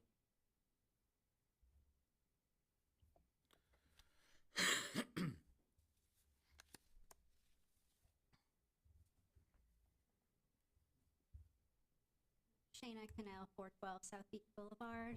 Thank you, council, for letting me speak and for bringing this to everyone's attention. Thank you, Mayor. It's nice to hear from you, So I'm encouraged by some of your enthusiasm about getting this taken care of. But I just wanted to reiterate what I said at last meeting. I have a 6-year-old. I don't think I should have to wait till 11 p.m. on Fridays and Saturdays to go to bed because it's so loud that, and like has already been said, the booming coming through that a sound machine doesn't even block. I think I also said that I like when a train comes by because the train actually blocks the music and the boom, and I shouldn't want a train sound over. Be praying for a train to come by or rain to happen so that we can get a good night's sleep. I was encouraged at the last meeting that maybe that would get the bar owners to think, okay, maybe I should turn it down. If I play nice, then this might go away. And it's very disappointing that it seems like it's the opposite, where there was some retaliation these past 2 weekends with the music being even louder than it has been. I hope that you will keep the 10 p.m. I don't think these bars should be rewarded for turning a blind eye, if not worse, to the council, to the mayor. And I really hope that there's a way to figure out an enforcement. I don't want to see businesses go out of business. I don't want the fun to be taken out of downtown. I agree with the last gentleman. No one is going to lose money because they have to put the music inside. People are going to stay, going to have a good time. Like I said in my email that I sent, if it rains now, they can still have music. If it's cold, they can still have music. So this allows them to have music all times of the year. But I hope that with the new police chief and with the mayor and the city council back, that there can be some enforcement of the ordinance. Thank you. Thank you. Anybody else? Okay. You know, this council has the power to shut down that bar if they declare it a menace. You know, they get shut down one time, they get shut down 2 times, the 3rd time they get a complaint, you shut them down for good until you open it back up. You realize y'all have that power? Because you do. You deem it a menace and you shut it down. Thank you. Thank you. All right, I'm gonna close it, this council discussion. Gene? Kurt? I think that, you know, enforcement is the key, and I think we need to leave it the way it is at 10 o'clock. Okay. I concur. Mr. Salvo? I know 12, 1 o'clock, that's way too late. 10 o'clock, I almost feels too early. I looked at Crab Fest today. They played till 11 p.m. with bands. I mean, I don't know if that's because that's a sweet I think spot. Crab Fest is a little bit different. Oh, no, it's just because it's once a year and everything. I'm just saying, but. And the when I mean times, also, I mean yeah. special events. I don't Yes, mean sir. just Crab Fest. But I'm just referring to why that time was picked. Is it because if somebody gets off work at 5 o'clock, goes home, takes a shower, goes to eat, wants to go listen to a band for a minute, do they get there at 8:30, 9 o'clock? So 10 o'clock is close to that time, or is it What reason, I don't know. That's what I'm just asking the question.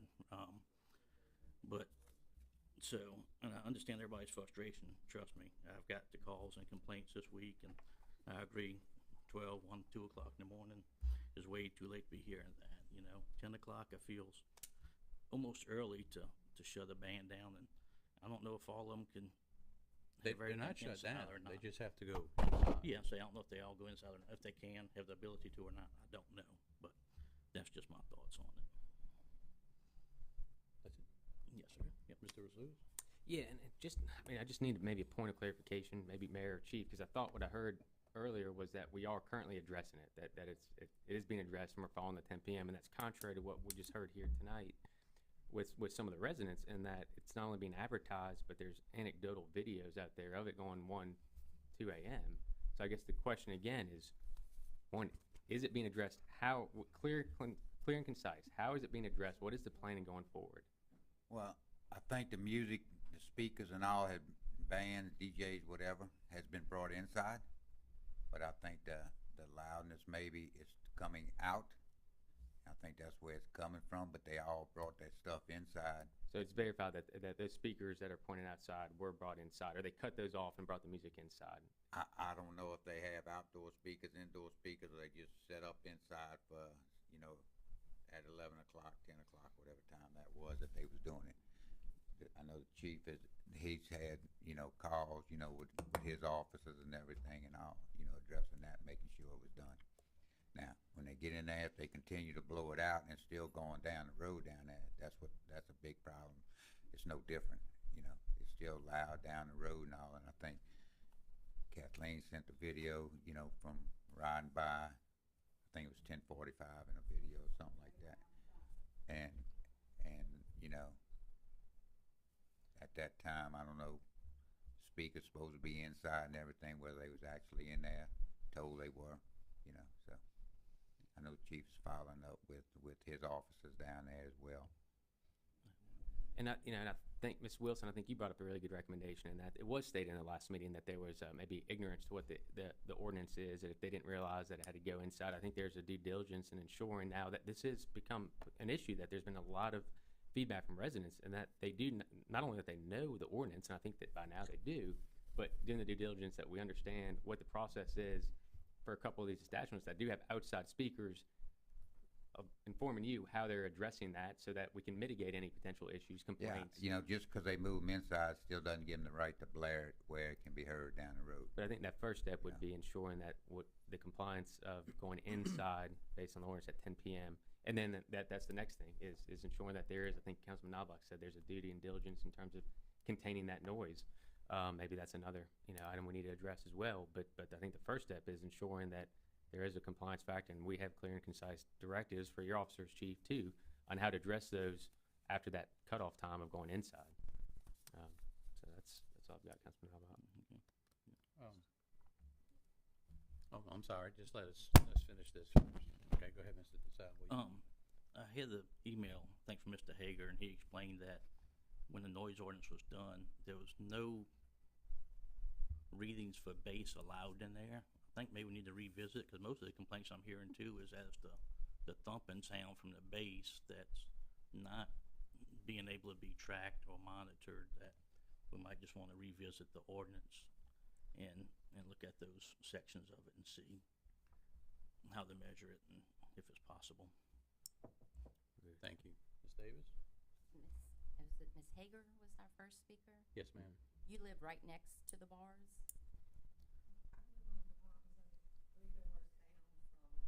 Ugly Pirate, going toward the beach.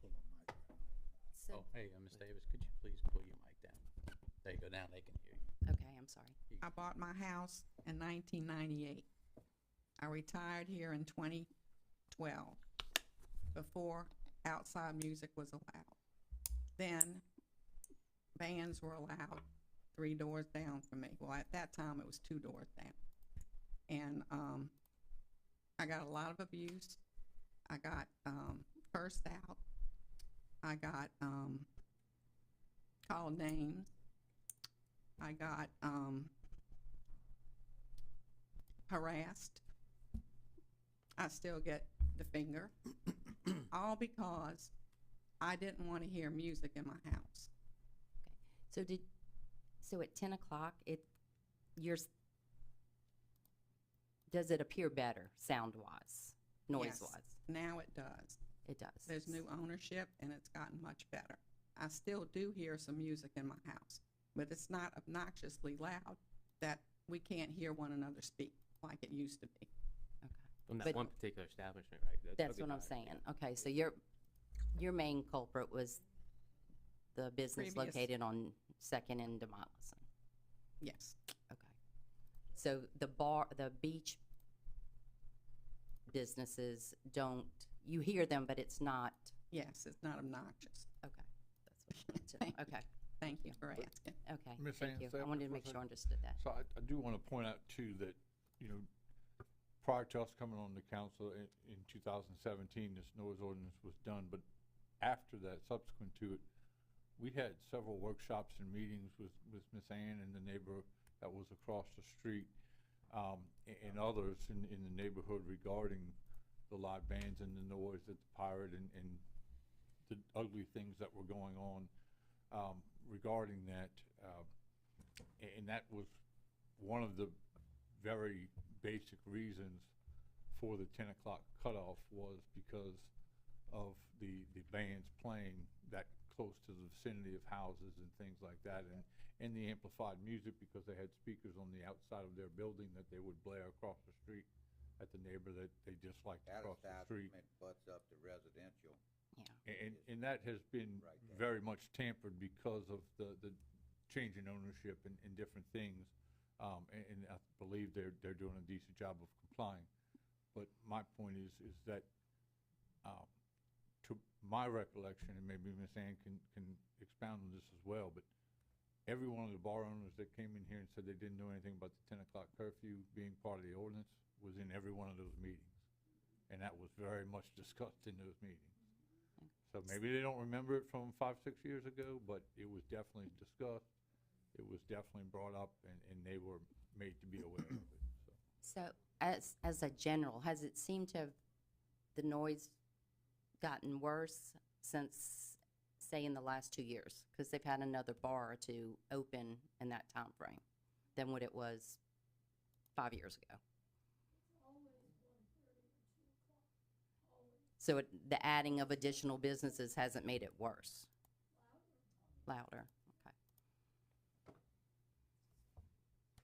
Thank you. Thank you. I mean, I made a statement last time that it doesn't affect our ward because we don't have the bars or whatever. And after a few discussions with the residents prior to Hurricane Katrina, we had Casino Magic.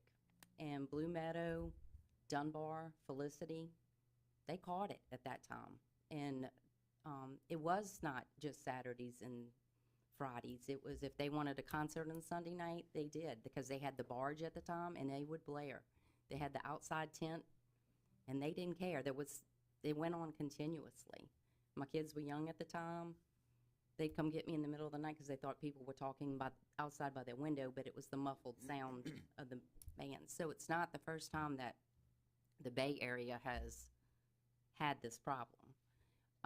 If Hurricane Katrina had not come, I think we'd still have that from the casino.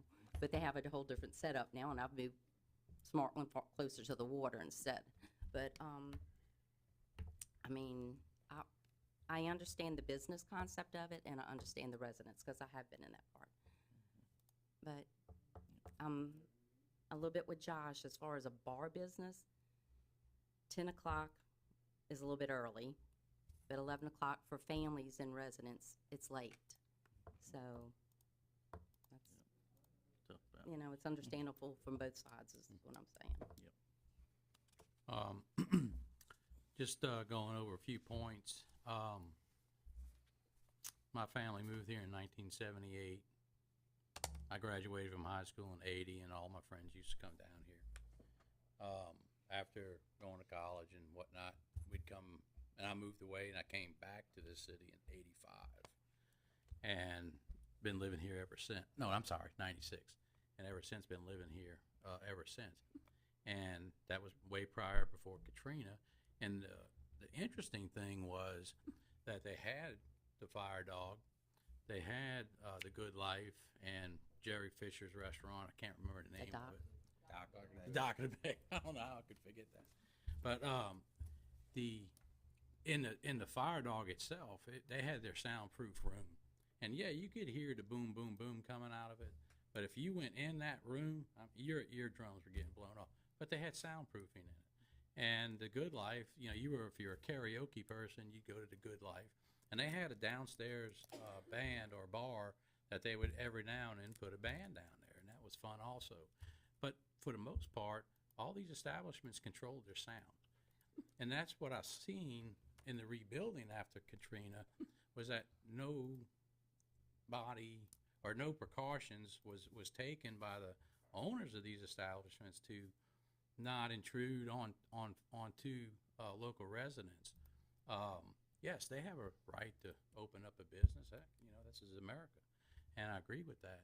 And I like to go to and listen to music from time to time, but up until the point where it's so loud that I'll leave sometimes. Like I was eating at the Pearl a while back, and it was just so loud down there. We went inside, and then we just decided, well, let's just go another day. It was just loud that day, and that was in the daytime, but around 7 o'clock. But I guess going forward, I think there's some responsibility. I mean, there's a lot of responsibility on the bar owners.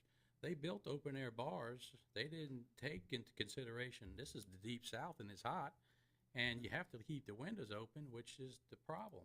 The bars are built higher than they used to be, so you have one that's 3 stories high, and they open the windows, and they're shooting sound above the buildings. That's how I took it the other night when I went by. But that responsibility is on the bar owners. You know, why aren't they putting in some soundproofing wherever they can? That's something that could alleviate the problem and keep it possible. And that's not even a code enforcement thing. That's something that they could do themselves to try to work with the people in their neighborhoods to make it so it's not so intrusive and just downright loud. I'm sorry?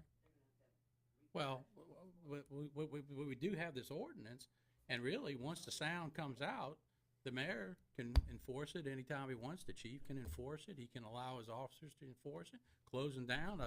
Just inform that we can declare them a nuisance. But if that's what they want, that's going to be their decisions. I would personally like to see them take steps to help everybody's concerns in here, which I haven't seen since I've been in this council for 7.5 years. It's always been a problem. It's always had complaints. This isn't the first time where the council was packed, you know, sometimes beyond capacity. And I think just going forward, we don't need to pass this ordinance. You don't need to reward somebody for what I consider bad behavior. And like I said, I'm for people, you know, earning a living. You know, they have, I talked to they have the cocktail waitress who serves drinks there, and she works there. And hey, I get it. You know, everybody has to make a living, but not at the expense of where it's intruding on so many people for so long. I mean, this isn't just started. This has been going on since Katrina and the first bar was built. And I can't give you the exact date, but going forward, I think a number of measures that need to be done is, I think, a voluntary compliance and for the owners of these establishments to work with amongst themselves and to help this problem, and then, you know, enforcement when it's needed, and I think everybody would be a lot better for it. So it's like I said, you know, not everybody gets what they want, but everybody gets a little something.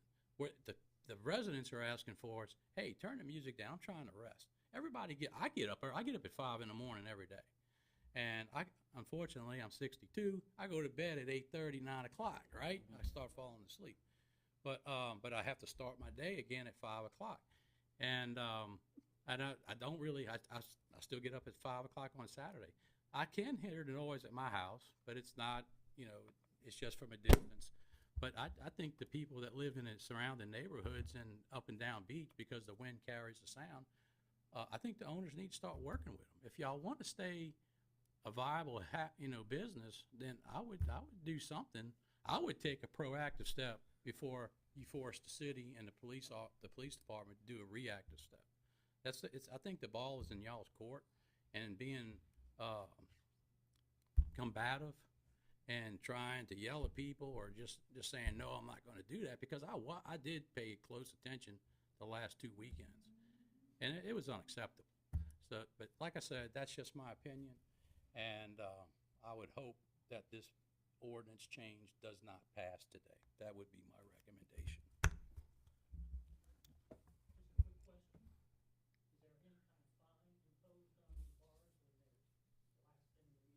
That would be up to the judge to decide, but I think, Ms. Smith, there's a limitation on it, if I'm not mistaken. Like There's a not to exceed, I don't have it in front of me. Yeah, like what it is, 500 or but something. It's that's not real typically about- big.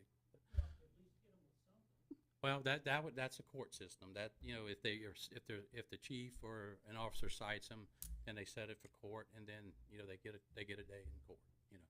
But what I'm asking for is, I don't even want it to get to that position. They should be doing something to soundproof, right? But anyway, we have this ordinance.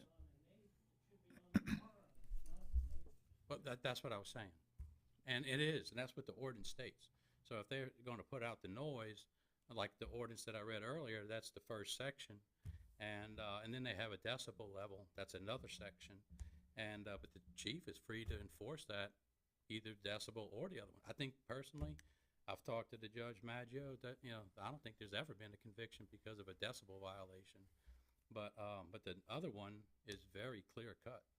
And, you know, it just needs to be looked at, and hopefully it'll be done.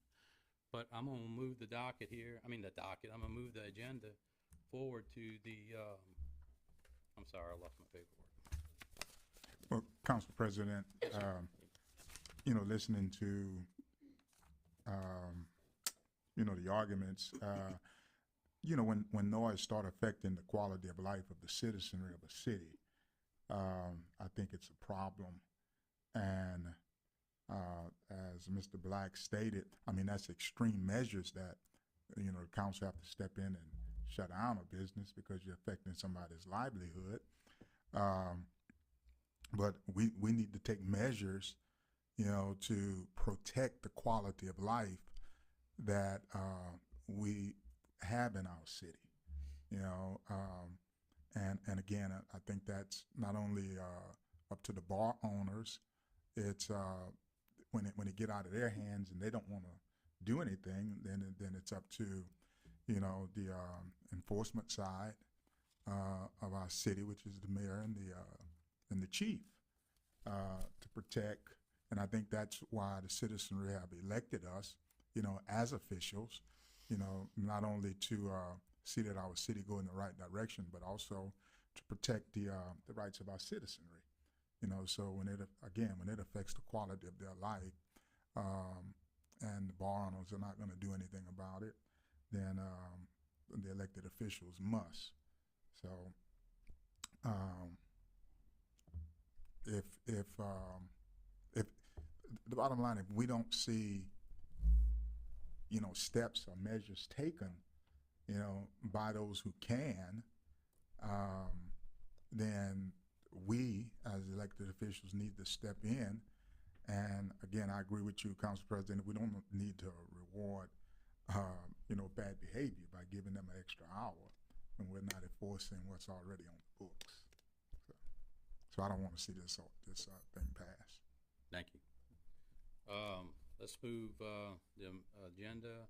Item 13, motion to approve this ordinance 671-11-2024, an ordinance amending Bay St. Louis Ordinance 612-04-2017, codified as Chapter 22, Article 5, Section 174B, 10, commonly referred to as a noise ordinance, as allowed for outdoor entertainment occur until 11 p.m. on Friday or Saturday. I'd like to make a motion to deny. Second. I have a second to deny this motion by Councilman Reed. Any discussion? Vote the motion. Aye. Aye. Aye. Aye. motion is denied. The current thing will remain the same at 10 p.m. Hopefully, thank you. Chief, do the best you can, and Mayor, I think everybody spoken. Public forum.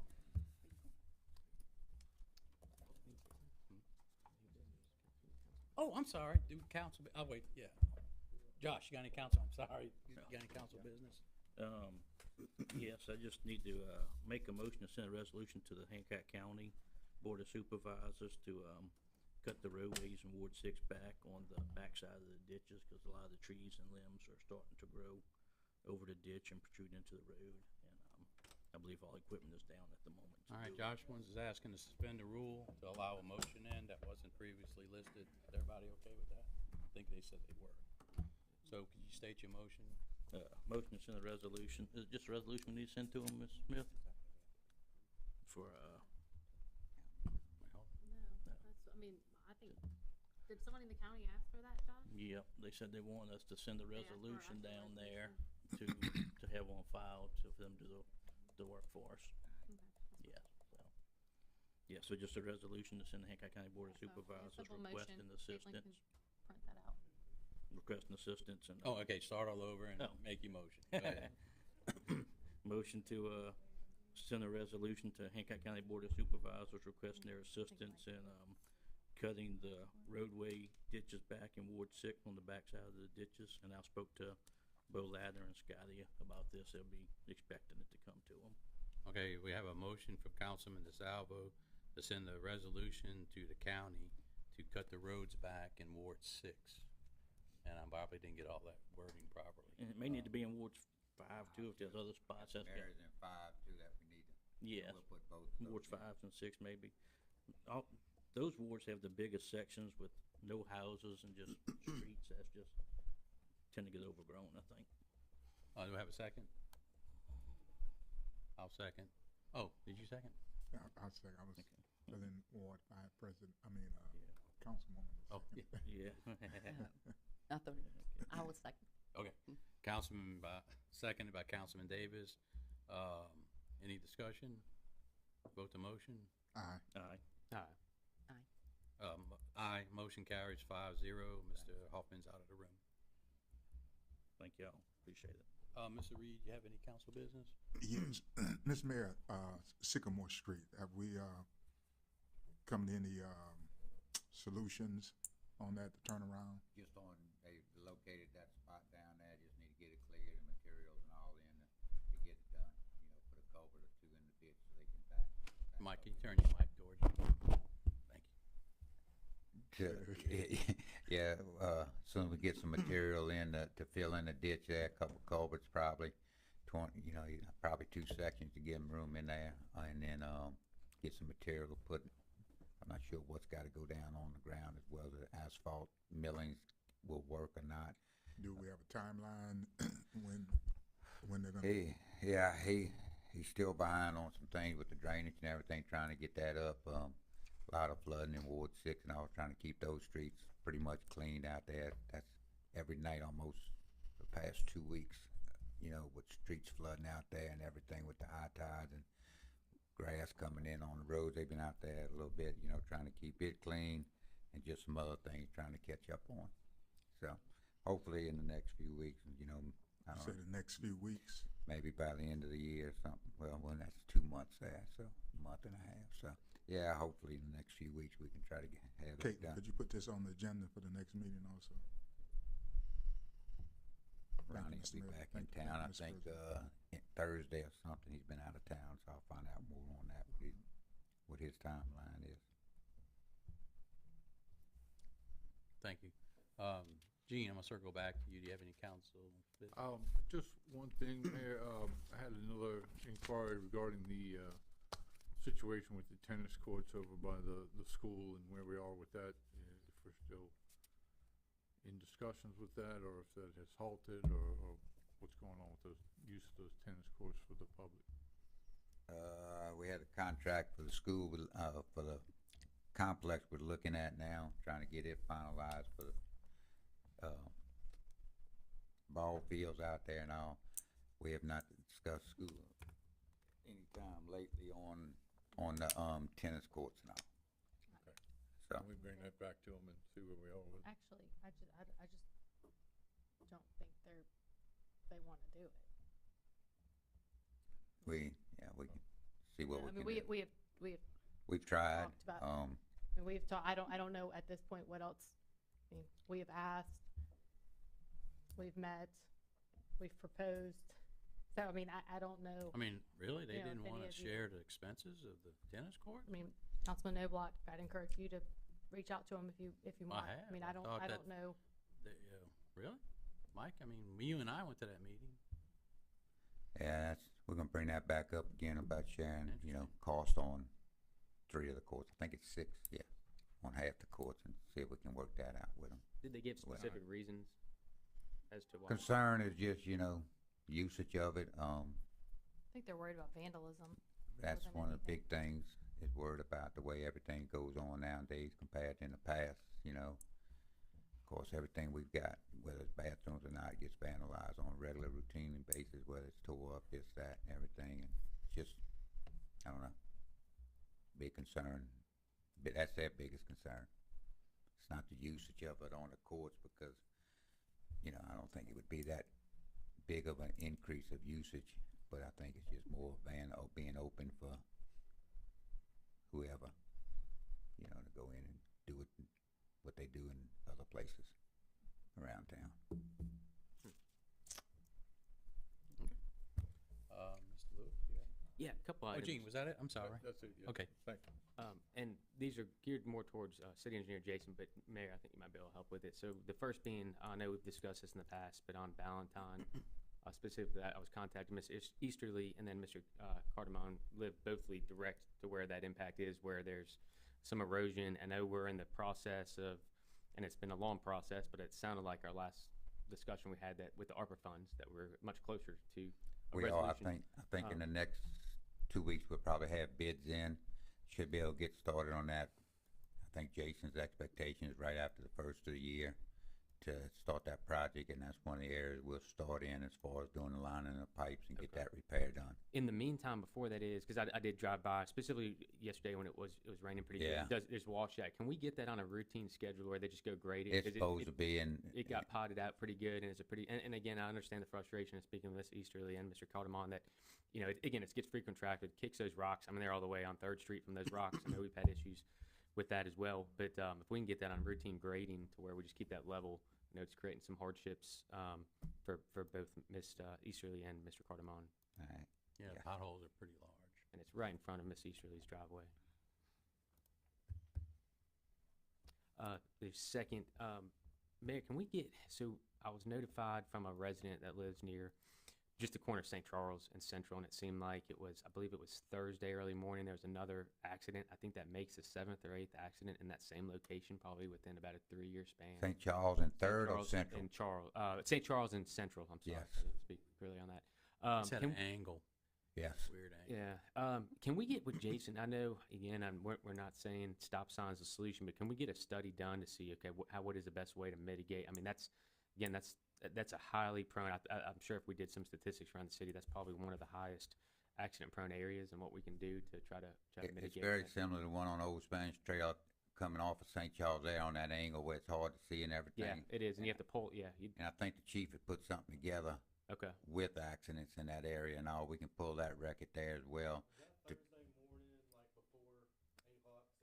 I think so, yeah, I think it was. That was at Chantilly Terrace, and then it turned kind of close to Webb Street where that occurred. Okay. Vehicle versus motorcycle. Yeah, that's the one that, okay, so. Going down Central, but that was at Chantilly? Right. Okay. But that is still, But that was they had that one and one in Spanish Acres at the same time early in the morning. But I know but okay, I think, thank That's you a for that bad clarification. intersection. But I knew that St. Charles and Central has been one that's been very dangerous. We can get, so do we have some data on that at all? Or Chief, do we have anything on the numbers? A while back you had asked for it. I don't remember when, but I could probably pull it. Okay, okay. All right, thank you.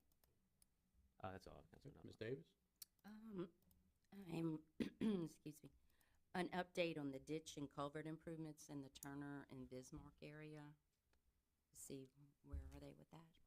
they went through, I think they started on 7th, went through there, did some, work in that area on down.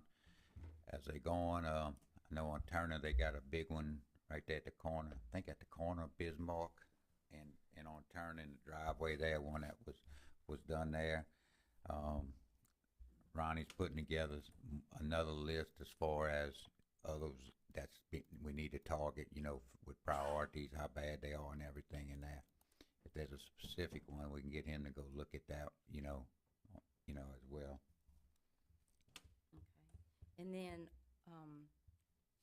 I've had 2 calls. There's continuous water in the ditches on Blue Meadow, and it starts on a private drive in between Stewart and Lake, and then the water seems to travel towards Between Stewart and, Lake. It starts there. There's an empty lot. yeah, I And the think that's the water one that's got a well on it that's, It's a busted yeah, pipe or whatever you want to call it. And Yes. it's more than likely, then when they cut the grass, they didn't realize it. Or I know on our Yes. property, they We went actually and looked at it. equipment overnight and they hit it and we had to repair it. But this has been going on. long time. Well, there was one on the corner of Stewart and Blue Meadow.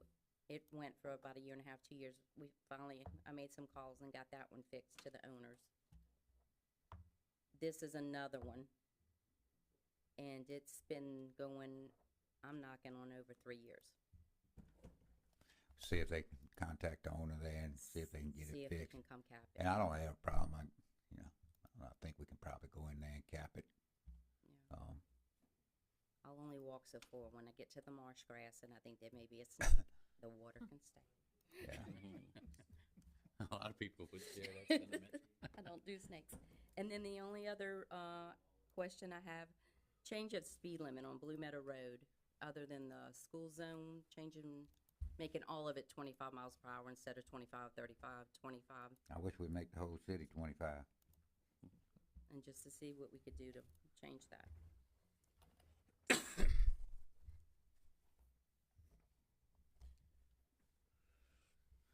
That's it? That's it. Good. What is How's the city audit coming? What is the process for changing speed limits? It's coming. We're slower than expected. It took us a while to get some information from our previous auditor. We did meet with Jerry and his crew recently. Their people came and met with me, Sissy, Dana. Maybe that's 2 weeks ago.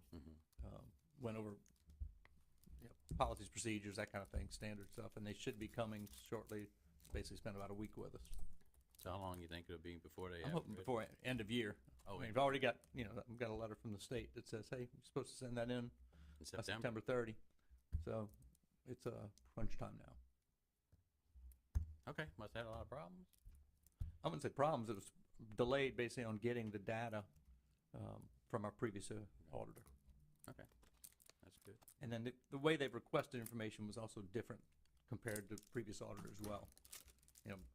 Camille would come sit and probably 4 months be in our office just pulling stuff.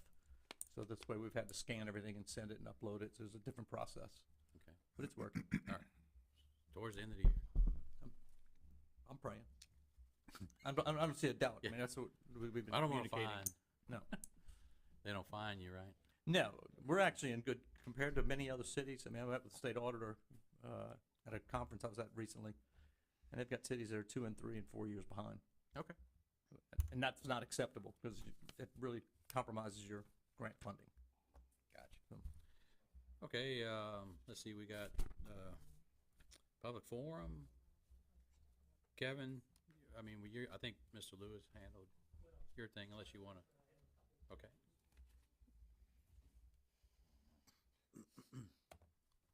Get my name again. Kevin Cardamone, 313 Valentine. And I have been dealing with a broken sewer line in front of my house for over 8 months.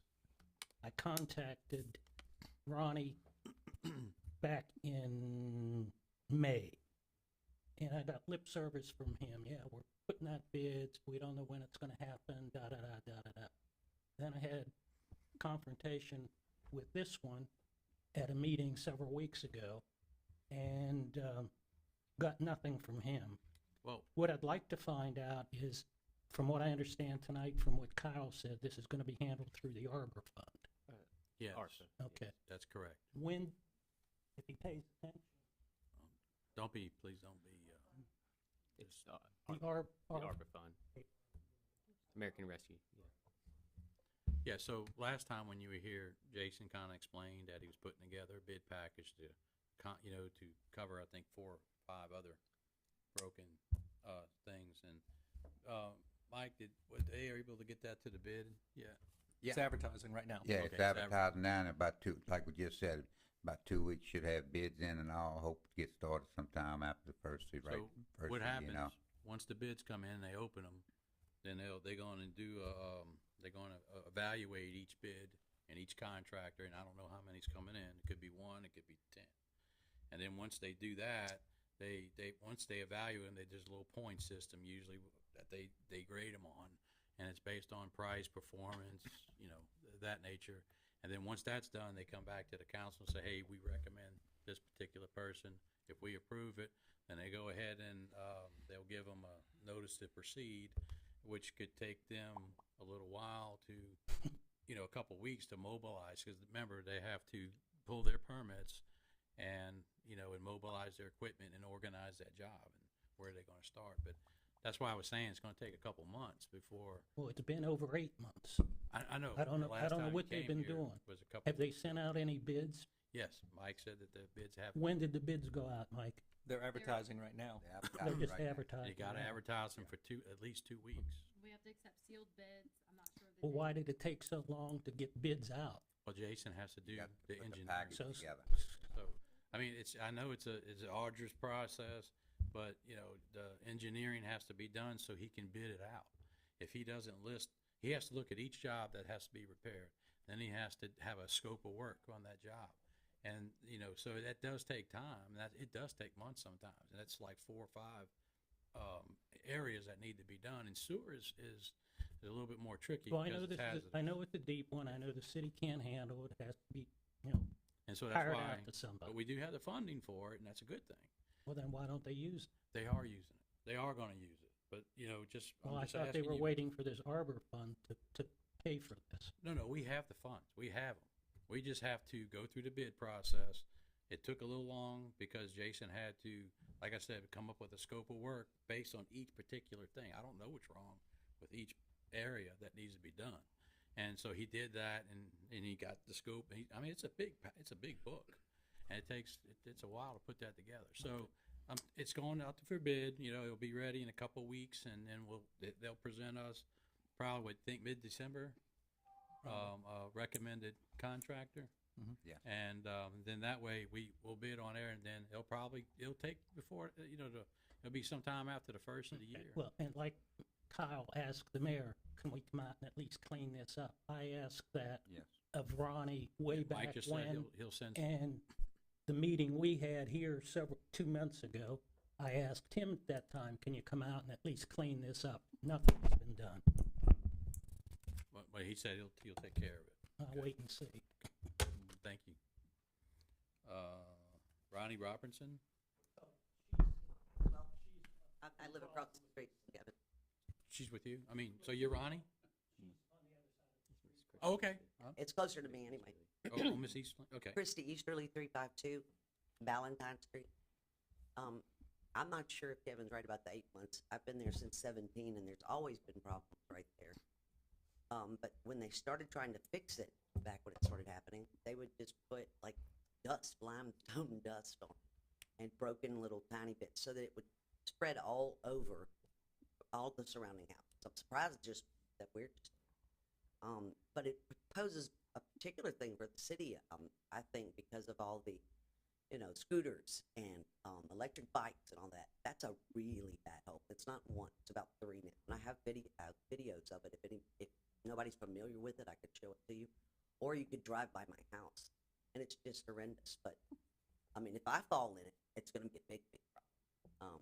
I've got a golf cart, and everybody has to dodge it, so I'm glad that it's being addressed. I hope it's quicker than you're saying, because it also devalues my property. and I wanna sell, I'm getting out of here for a lot of the reasons that everybody's spoken about. But I'm gonna sell my property probably in the spring, summer of next year, so hopefully it'll be done by then, because nobody's gonna wanna pull up and pay me what it's worth if they gotta go like that just to get in. But it's been a real problem. I've spoken to Kyle, and certainly it sounds like y'all are starting to do something, but it's just any kind of thing. I had a lot of problems last year with another issue, which was a lot of noise and things like that. But it seems like, I don't know, and I respect the police, I respect the city, but somehow the ball gets dropped a lot. And I don't know if it's the chain of command or what it is. 'Cause I know I filed many reports for noise, but it wasn't even down in the city, it was my neighbor. But nothing really got done. And so I have a feeling that it's easier just to say, turn down the noise, and then they don't do it. So there's no, I know that's a separate issue, but I experienced that, and since they have people here that have also had that problem, it just seems like there's a drop somewhere in between, I don't know, in the chain of command or how you present it to the offenders. You know, and I remember the police telling me that they can't do anything unless they're there or they see something. That's not what it should be. I mean, you have to at least warn people. But I'm warning, and I'm saying, please get something done. And it's not just my home. Whenever that, like, today and yesterday, it was like a lake right there. But if you drive around, and we have the beautiful Depot District right around the corner, you go down, I think it's 3rd, and you look towards the beach, those roads are all full of water. So I don't know if it needs culverts, you know, or some way to better drain all of that. Because we're talking about expensive homes, and most of these people are paying a lot of money to either move here or they've been here. And our roads are all full of water, but yet we have a subdivision that's being built on Spanish Trail. That's gonna be a ton of homes, how are they gonna get to the beach? The First Street is downtown Washington citizens. So that's gonna be, and our streets are this big already. People have to park on the, you know, on the streets a lot of times. So I just feel like we ought to put more effort, especially around, now that Main Street has kind of moved out towards our area, you know, more towards Valentine and towards Spanish Trail, that we ought to put more effort. I know they had money last year. I saw the money. I saw the audit or lack thereof from 22. I haven't seen the 23, but they seem like they had money, but nothing. I guess I'm just I guess I'm speaking for a lot of them in and around up through. Well, the budgets, you know, we budget certain things, we do the budget in the summertime. And then we allocate funds for all these different projects. And Right. so those projects are the number one on the list, so. So you have to bring it up before you budget Yes, in the because summer. everything's based on tax collections in the future. Right. So we get estimates and everything, and so we figure out how we're gonna do, the budget, or we're gonna figure out how we're gonna spend money by tax projections. Which there ought to be a lot more now. All the business, everything at the build. My goodness, we've got a lot of people. The tax ought to be enough to fix a little street. And Mr. Shula, I know, and I don't know if you're representing the road and bridge, and we do have close to $1 million in the road and bridge we have $1 funds. million. I know the funds were not using for that specific project because of the issues with the extent of it, and it being related to sewage. So it'd be kind of, if we were to go in there and just repave it, it would just be putting kind of a Band-Aid on the issue. You can't do that. That'd Right, be- so that is why going through and actually fixing at the source. But again, Mayor, if we can get that routine grade there, I know that's, again, another Band-Aid. Right, it's definitely. And then I know you mentioned some But- areas that there's pooling and something too, I'll get with Jason. I think there's the placement, because I went after the rain yesterday, some of the You can placement of go these for it. drains on 3rd Street, the water's just not flowing to it. And I've brought it up a couple different times with Jason that. That area on 3rd or further down? Yeah, it's further down, so can on see it. 3rd and by Christ Episcopal Church, right by Cary and 3rd. The water just bypasses that drain, and that's where there's a lot of pooling. May want to look and if there's pooling in that area, we can And take a it's look and also see if to it's the left, actually. Third. But going towards it's just not drain. I mean, we have storm drains. It's just on the wrong side, and so it's draining on the other side. So it's just simply trying to see if we can move Yeah, those. it's just some minor, Mhm. things that might fix the whole thing, but I know the sewer. Yeah. I don't even have any water that comes out of the refrigerator. I have 2 different refrigerators. It's not the fridge. But I know it's Stuff's right, getting in the water line, you know. and it's right in front of your driveway. Yeah. I know I know, it's so, a hardship for well, you. So I we apologize that you got to will bear with fix the that. grease, right? Yeah. Thank you. Thank you. Thank you. John Griffin? I think they left, they was Oh. on planning and zoning. Russell Walker? On a wrecker rotation? How you doing? My name is Russell Walker, 12064 Highway 603. And I'm gonna be speaking on the behalf of Big Boy Status Tow. We've been trying to get on the record rotation here for the city of Bay St. Louis.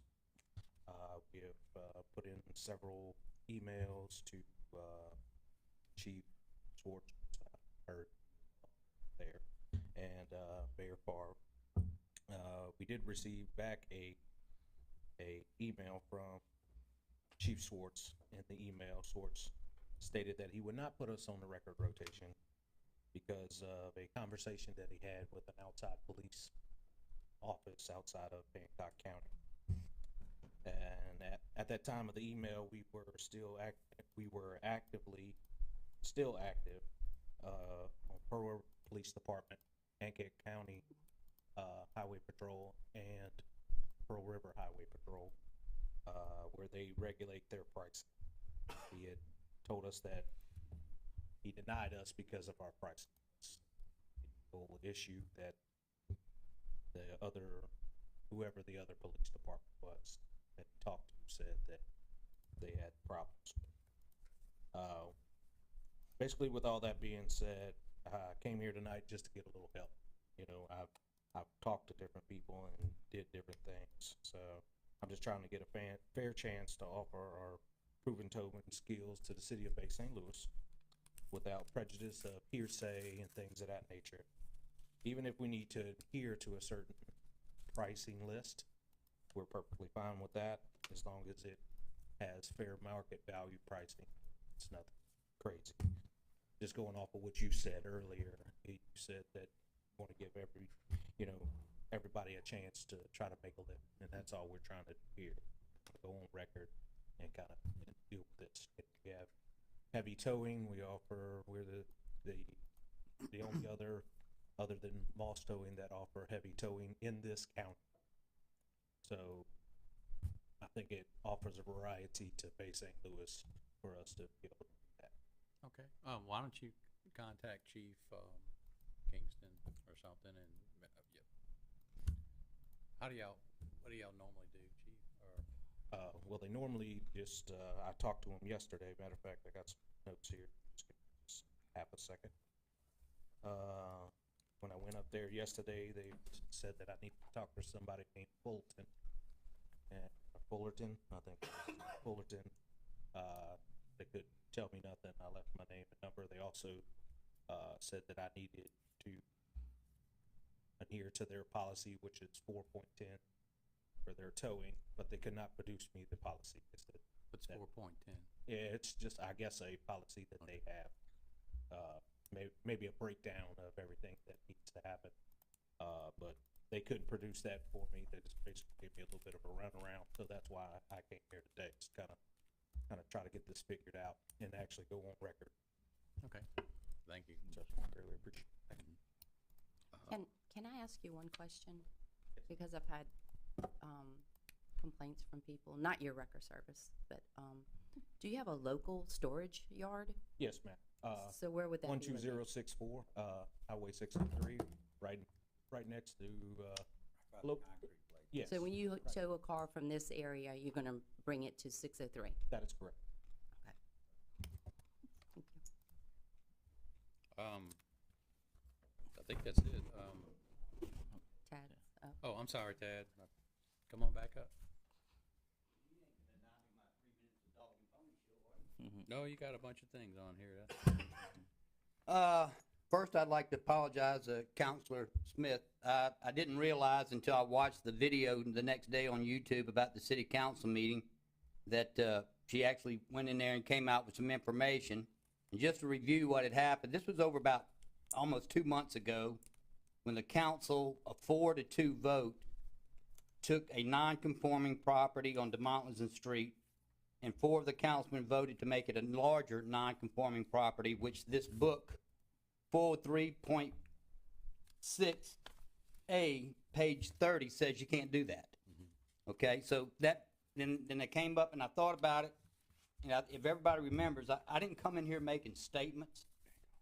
I came in here asking questions.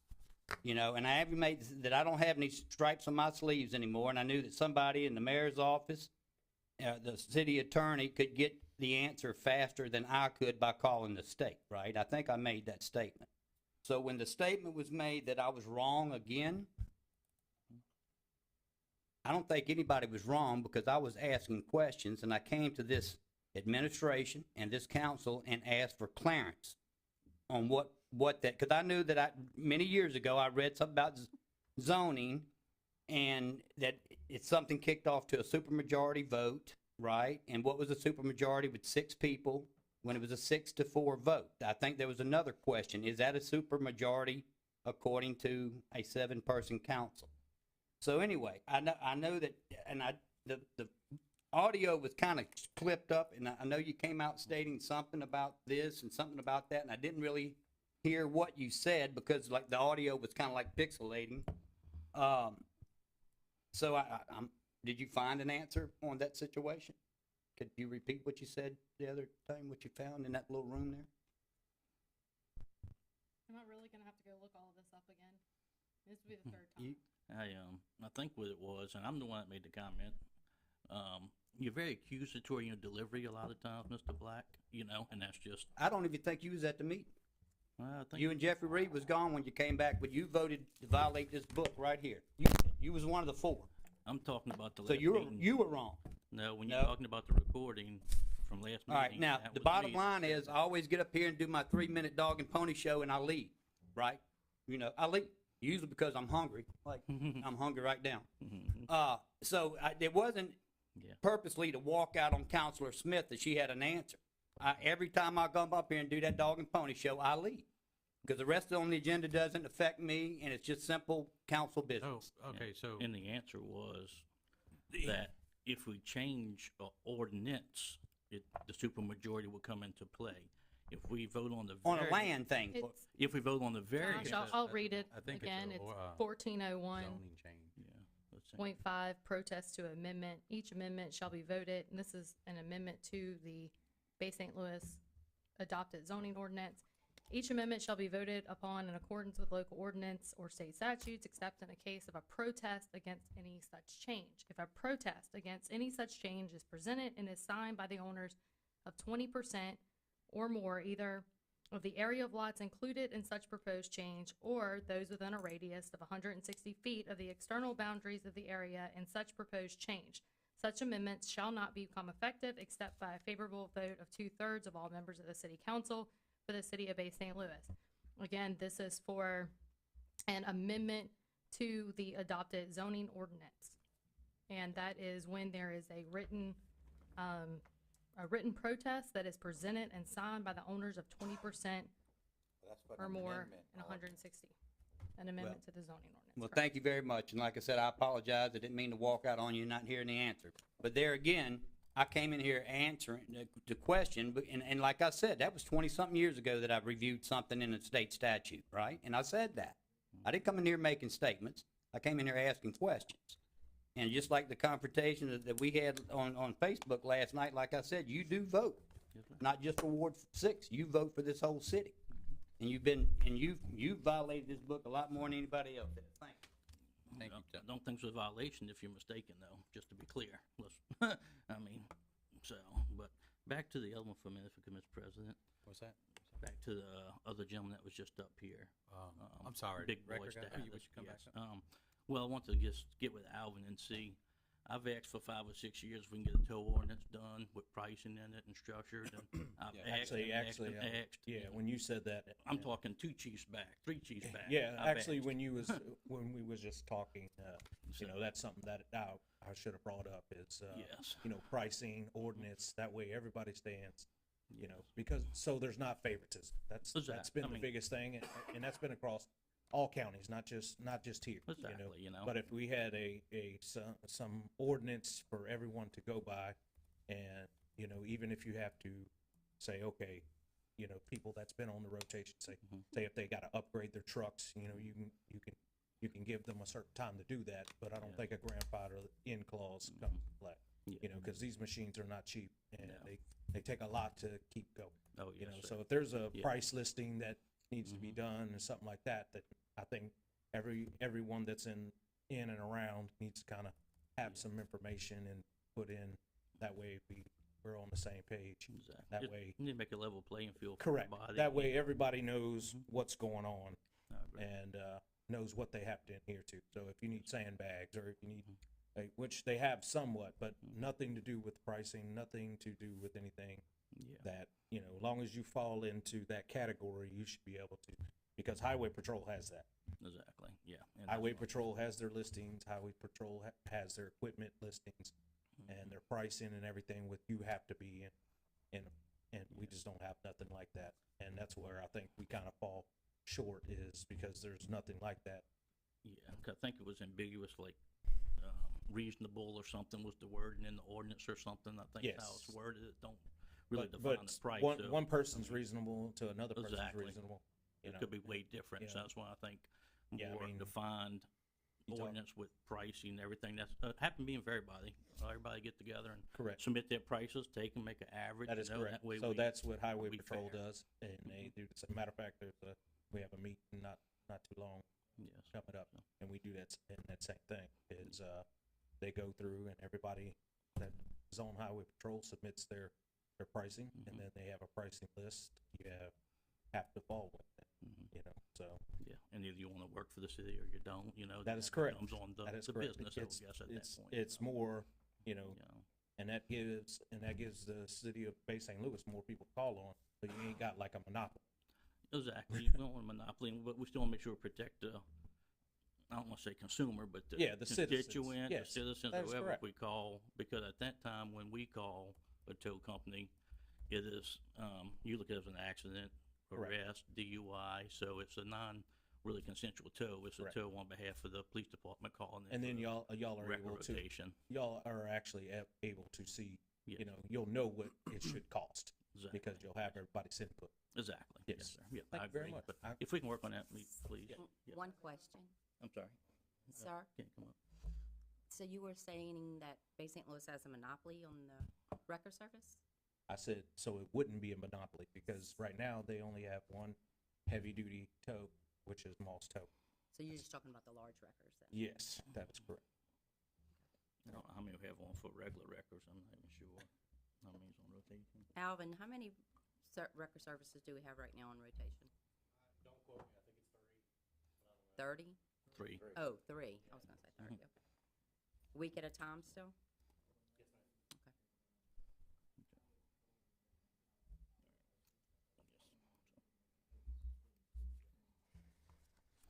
Okay.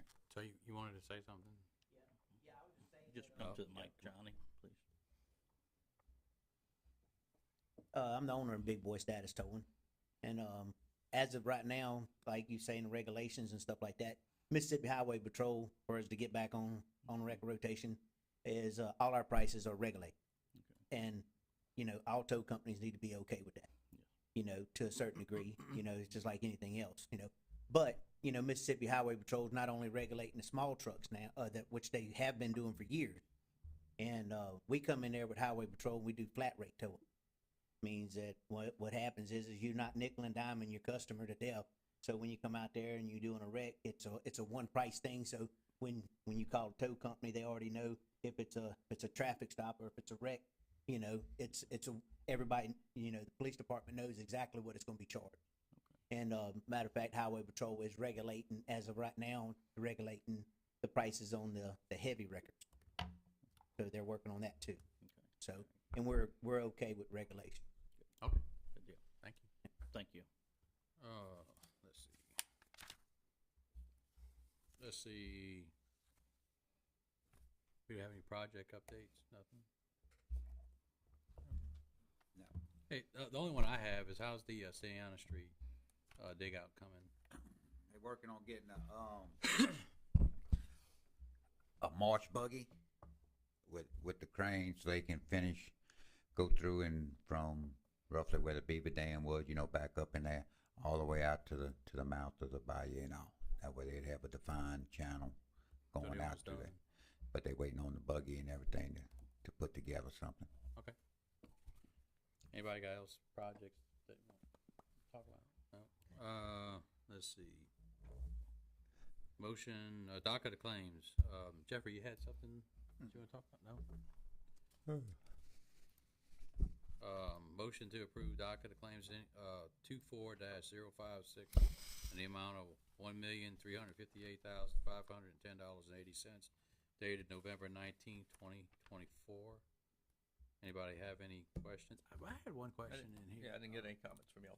What's that? I didn't get anything from y'all. Yeah. I just noticed. So this thing for that tower, that's for the police station?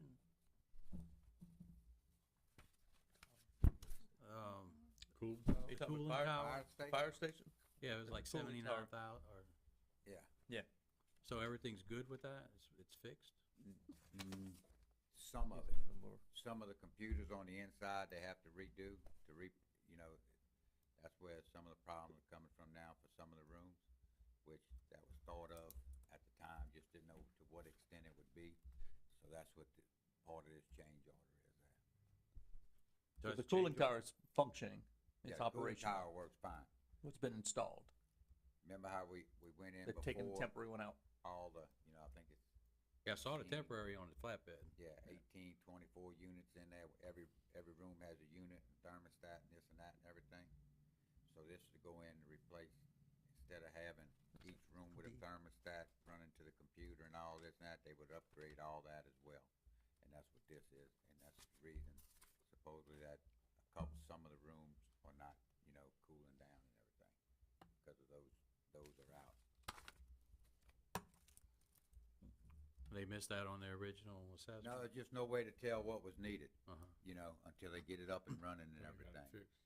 And they looked at it with when we had the temporary unit out there on the trail and everything.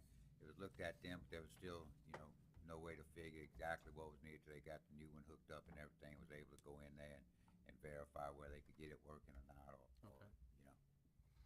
All right. Anybody got any other questions on it, of the docket? I have a motion to approve. Motion. Motion, Councilman Hoffman.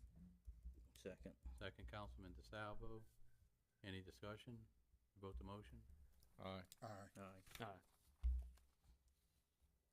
Oh, I'm sorry, I didn't hear you. Aye. Motion carries 6-0. You're like a little church mouse over there. Let's see, next one is a motion to approve docket of claims 24-057, special dated November 19th, 2024, the amount to $297,561.25. Anybody got any questions on that? Motion. Second. I have a motion from Councilman Hoffman, second by Councilman DeSalvo. Any discussion? Vote the motion. Aye. Aye. Aye. Aye. Aye. Motion carries 6-0. And let's see. Consent agenda. Anybody got anything they want to pull out or talk about? No, just a quick question, Mayor. On item 21, is that just so that National Corrosion Service, it looks like they're doing a gas system personnel qualification training, right? And there's a number of personnel doing that. It looked like the list was.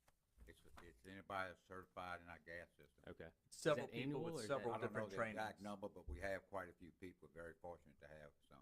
How often is that training? It's just yearly, some Yeah, of it it. is annual? Yeah, they have so many requirements they have to meet each Okay. year, and this is part of that. Okay. That's all. Okay. I think in the past, we was lucky enough to host some too, which kept our costs down as well. Oh, yeah, it looks like we're hosting it. We are hosting it this year too, right? Huh? We're hosting it this year. Are we Yeah. hosting it? Yeah. Just got a lot of people that need a lot of credit Yeah. hours, it looks like, by looking at Yeah. the report. Yeah. And we're trying to get more Mhm. certified in that.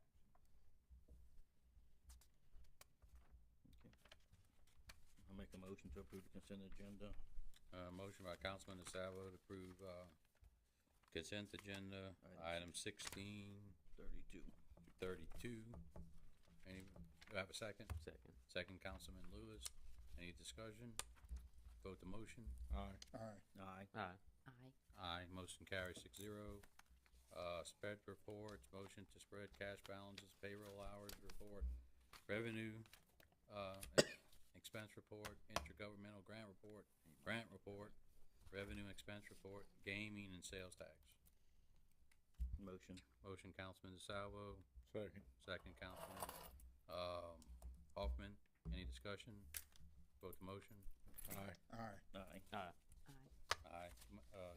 Motion, you have anything, Heather? Everything I have has been covered. Okay. Motion to adjourn? Motion. Motion, Councilman DeSalvo. Second.